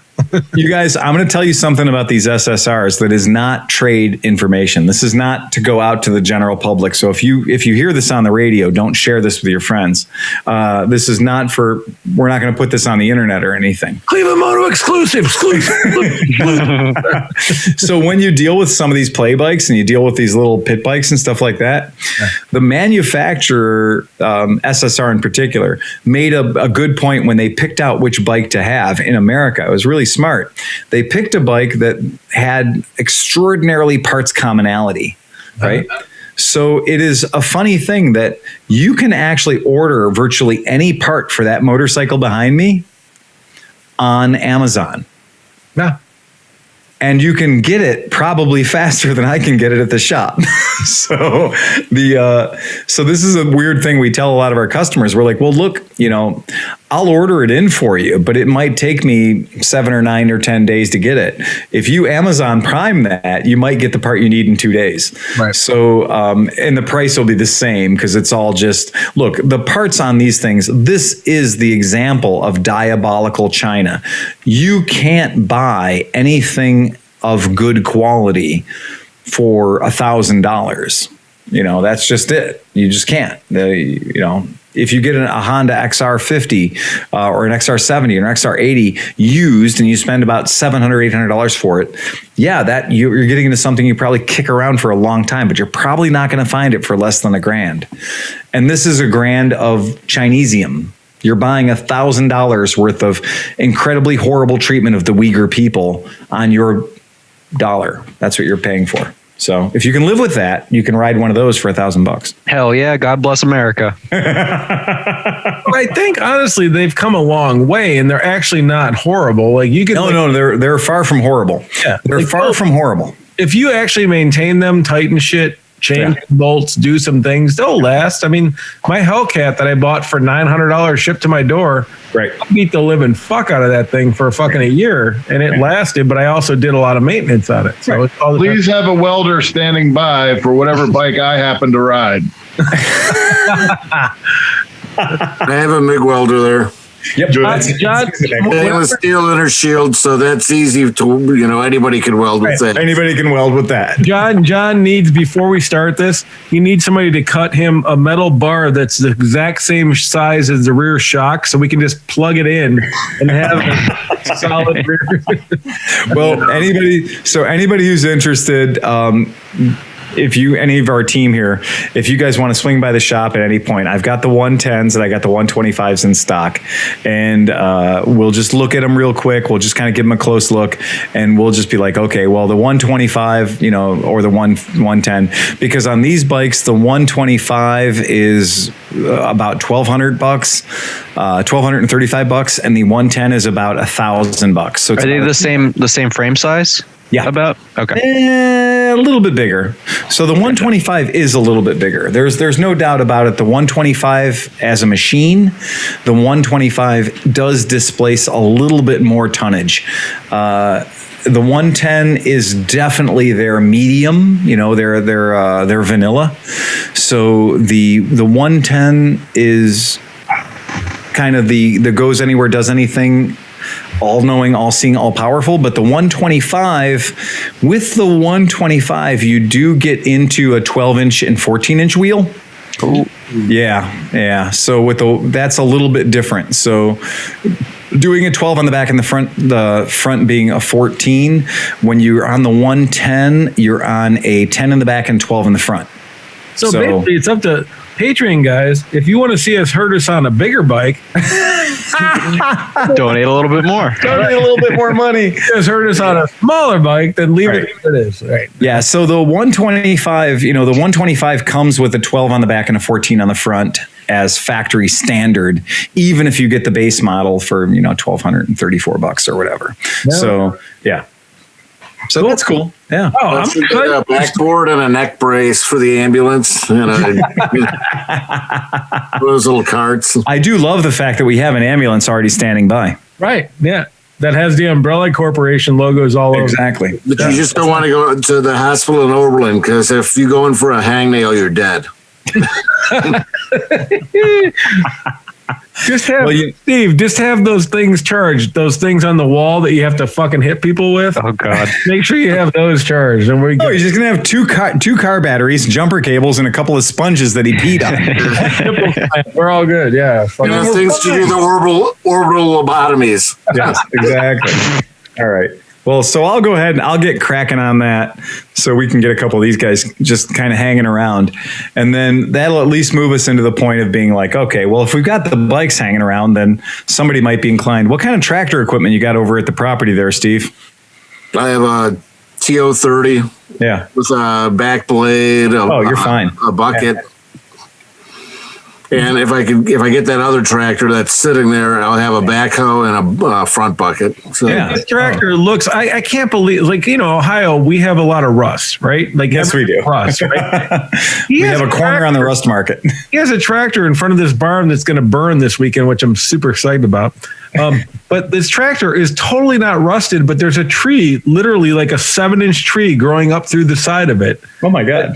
It had been there for what, 20 years or something like that, Steve? I've owned the other house for 15 years. So they must have, that tractor was new he just got that tractor when I moved in. So, okay.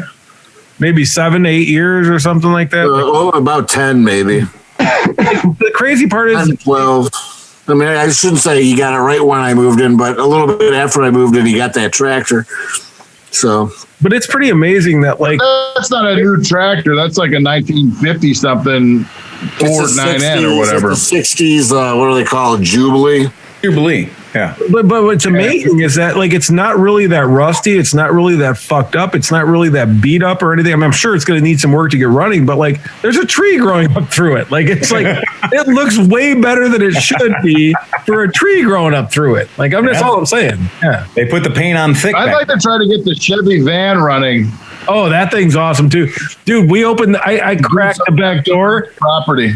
I snuck in and cracked the back door of that van and it just smelled like semen. It was. Why don't we contact the guy from Vice Grip Garage and we'll get Derek Garage, Jared or whatever his name is. Yeah, and we'll get Jared from Vice Grip Garage to come out and get that Chevy van running. Yeah, he'll be like, offer to him for free. He'll come. I guarantee you, he'll do it, dude. Yeah, you say you can have it. And I'll buy you a beer because that dude's a saucer, man. He's in, dude. I'm telling you. Like, so we just got to get, the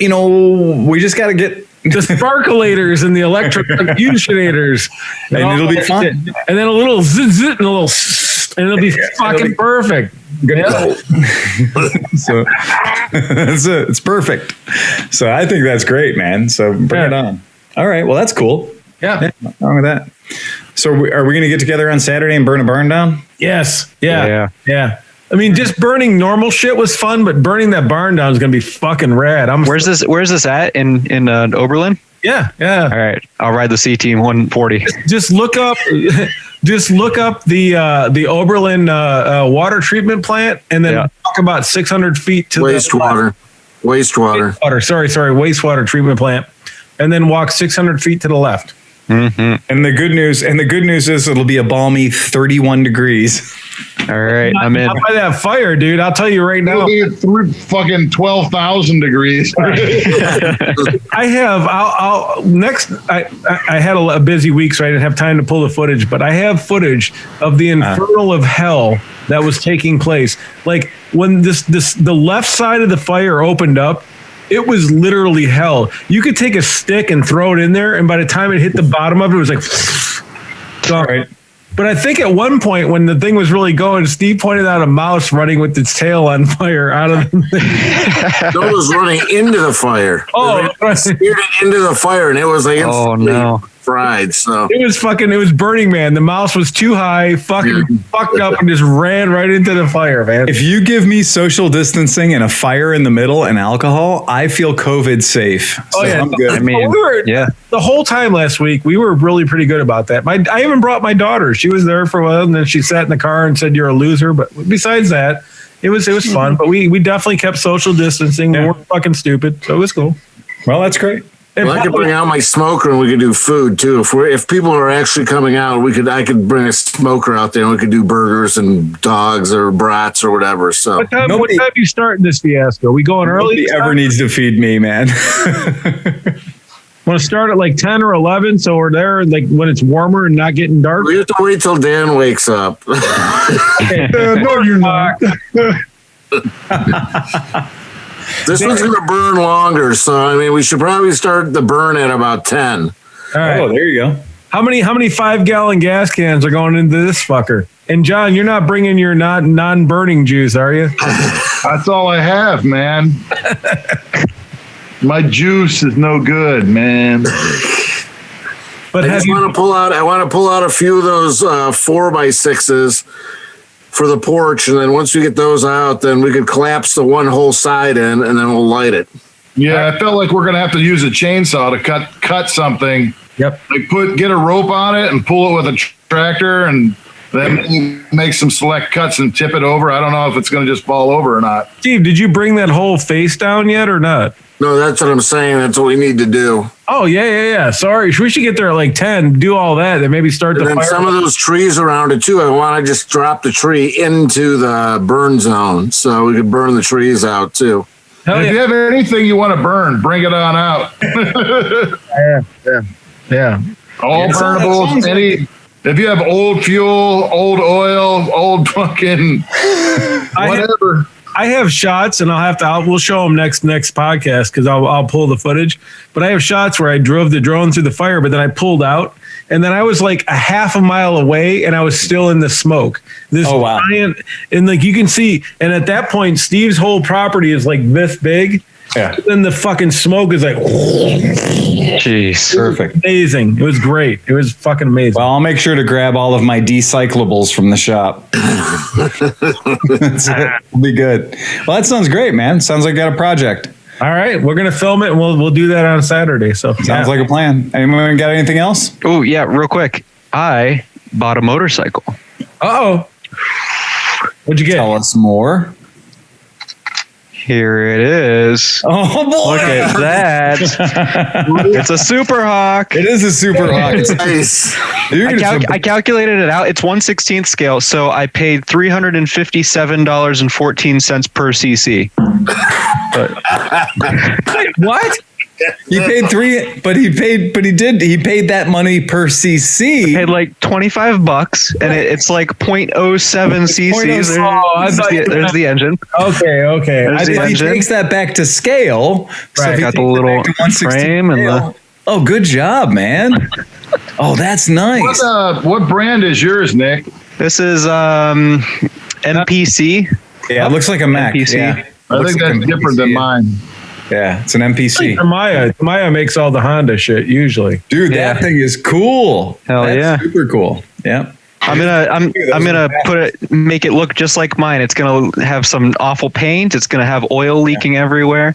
There's gonna be a little parking pass sticker on the fork, just like mine. Blown fuse block with I was gonna say melted wiring, electrical smoke coming out of it. Oh wow!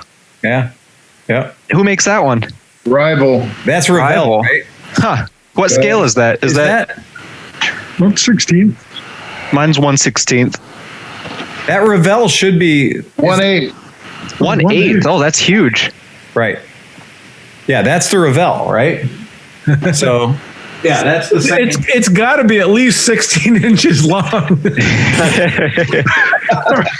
Mine's about maybe 4 inches long. Here's Nick, it's got to be 4. This is 4. What are you talking about? I told my wife. Oh yeah. So John has the same one as this one. Yes. Oh yeah. Yeah. Yep, that's the same bike. So this one's about half the size. Yeah, it's half the size, right? Yeah. Because John's got the Revell, and this is the Revell when it's all done. Look at that little exhaust pipe. That looks way better than my bike. That looks way better.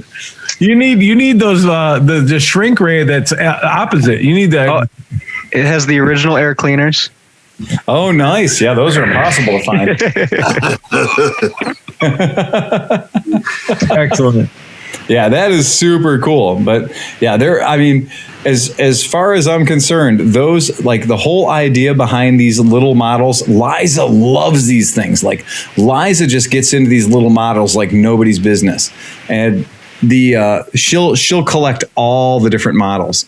But like, yeah, if you look at the detail on that, if you look at the carburetors and you look at the spark plug wires and even the timing cover, like, there's so much detail in this model. It looks like it has a carb sync little like thing sticking out of the carb there. What is that like stick sticking out of it? It's the petcock. Oh, is that the petcock? Yeah. So right, there we go. Oh, okay. Yeah. What's the wire hanging down that just ends?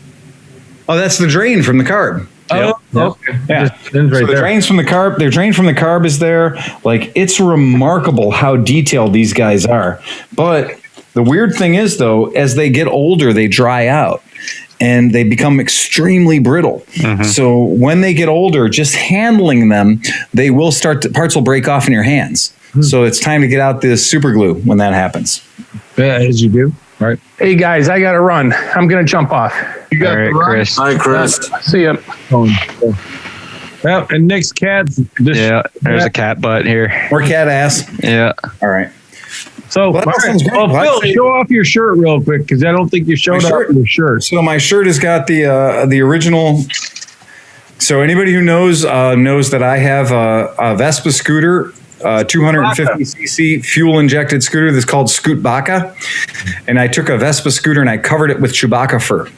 And it's got the full, like the Chewbacca shoulder bag, messenger bag, and all the ammo pouches and stuff on that scooter. And so I saw this on, James and Renee saw this on T Fury, and they bought this for me. And yeah, I got to say, like, this is one of my favorite shirts in the world because, you know, it's Chewbacca, it's Han Solo, and it's a vintage Vespa. So that's kind of right up my fucking alley. Yeah. So, hey, before we leave, I just want to mention, if you've made it this long in the podcast, you're probably interested in what we're talking about. Three hours or so, yeah. So we started a new series called Moto Stories with Unkie Phil. Yep. It's doing really well. We have quite a few things. If you're really bored and you want about 2.5 hours at this point of entertainment, head on over to that. It's doing really well. Everybody that watches it loves it. And we just need more people watching it, but it's really cool. And it's like all the stories, all the kind of like things that we gloss over here on the podcast, Phil gets kind of deep dive into, and it's really cool. I think I like it a lot. We're really getting excited because there's an episode coming up that is called Silver Wing. We haven't recorded that one yet, right? No. We got to do it. And it's called Silver Wing. Yeah. Silver Wing. That'll be number one of recording session 3. So yeah. And this is one of those ones that, like, anybody who was there when this particular event happened, and I'm telling you, this event nearly killed a man. It put a guy in the hospital. It changed his life for the rest of his life. And it was all based on an extreme amount of confidence. Excellent. And no ability whatsoever. I can't wait to hear this. I cannot wait to hear this. It was everything I love in a story. So yeah, I'm getting so excited because I'm contacting people who were there when it happened. Oh. Because people have pictures and people have video. So like if we can get the video and the pictures of this particular event when this happened, if you saw Evel Knievel at Caesar's Palace, nothing compared to Silver Wing. And that's the thing. So like even with like the worst customer in the world, right? Like Renee sent over 2 videos, which like half the story, people were watching it going, yeah, bullshit. This is fucking bullshit. And then we cut to the footage and everybody's like, holy shit, you had the footage from this fucking story, and that makes it all worthwhile. So that was fucking great. It's a very interesting thing, but the Silver Wing one for particular, like I know there's 120 of my friends who were there when Silver Wing happened. Yes. And it's one of those situations where you're just like, very rarely in life will you see somebody you're like, this guy's a dick and I hope he gets hurt. Stop, we got to hear it. Actually, it happens a little bit more than you would think. So excellent. That's what we've got coming up. Yes. Yeah. So that's kind of one of those ones where you're like, very rarely in life does life give you the karmic payoff that you want it to. Yeah. So I have to do this. I have to honor this. I've got to make sure I tell a story in a way that gives the experience to people who weren't actually there, because it's important, you know? No, so it's pretty fun. So that's coming up. So Steve's been working hard. Steve and Fernando do the video setup, and basically all I do is I pour myself a stiff drink and I stand there and I'm like, you ready? It's fun. It's fun. Yeah. Well, considering that I do video that I hate all day long most of the time, it's really fun to do something where we actually are fucking all in sync and loving every second. So it's fun. That's cool. It's fun. So that's fun. So yeah, check out Moto Stories with Unkie Phil at gmail.com. Or just Moto Stories with Uncle Phil on YouTube, whatever. I butchered the shit out of that. So when we were doing the shit on camera, I couldn't seem to get Moto Stories. Moto Stories. Fucking it up again. I couldn't do it. I couldn't fucking do it on camera. I did it wrong like 9 times in a row. I just cannot get it because it's incredibly ridiculously long. So. What did you say? It's incredibly long, but it's sophisticated. I said it may be long, but it's distinguished. Not only that, but we know if we get an email, which we have got a few. I forwarded 1 or 2. You know the motherfucker's dedicated because they figured out how to spell the fucking 274 word long fucking sentence to fucking send us the email. The world's worst email address ever. But we had to take it. We had to. And I was like, fuck, all right. You know what? I can guarantee you that motherfucker was available. It'd be even funnier if it wasn't. If we had stories with Unkie Phil 02, that would suck. The real Moto stories with Unkie Phil at twitter.com. Official. Official. Terrible. Oh my God. That's it. Okay. Ride fast and take chances. Play us out of here. Don't storm your cap and press the red. Yeah, don't do that.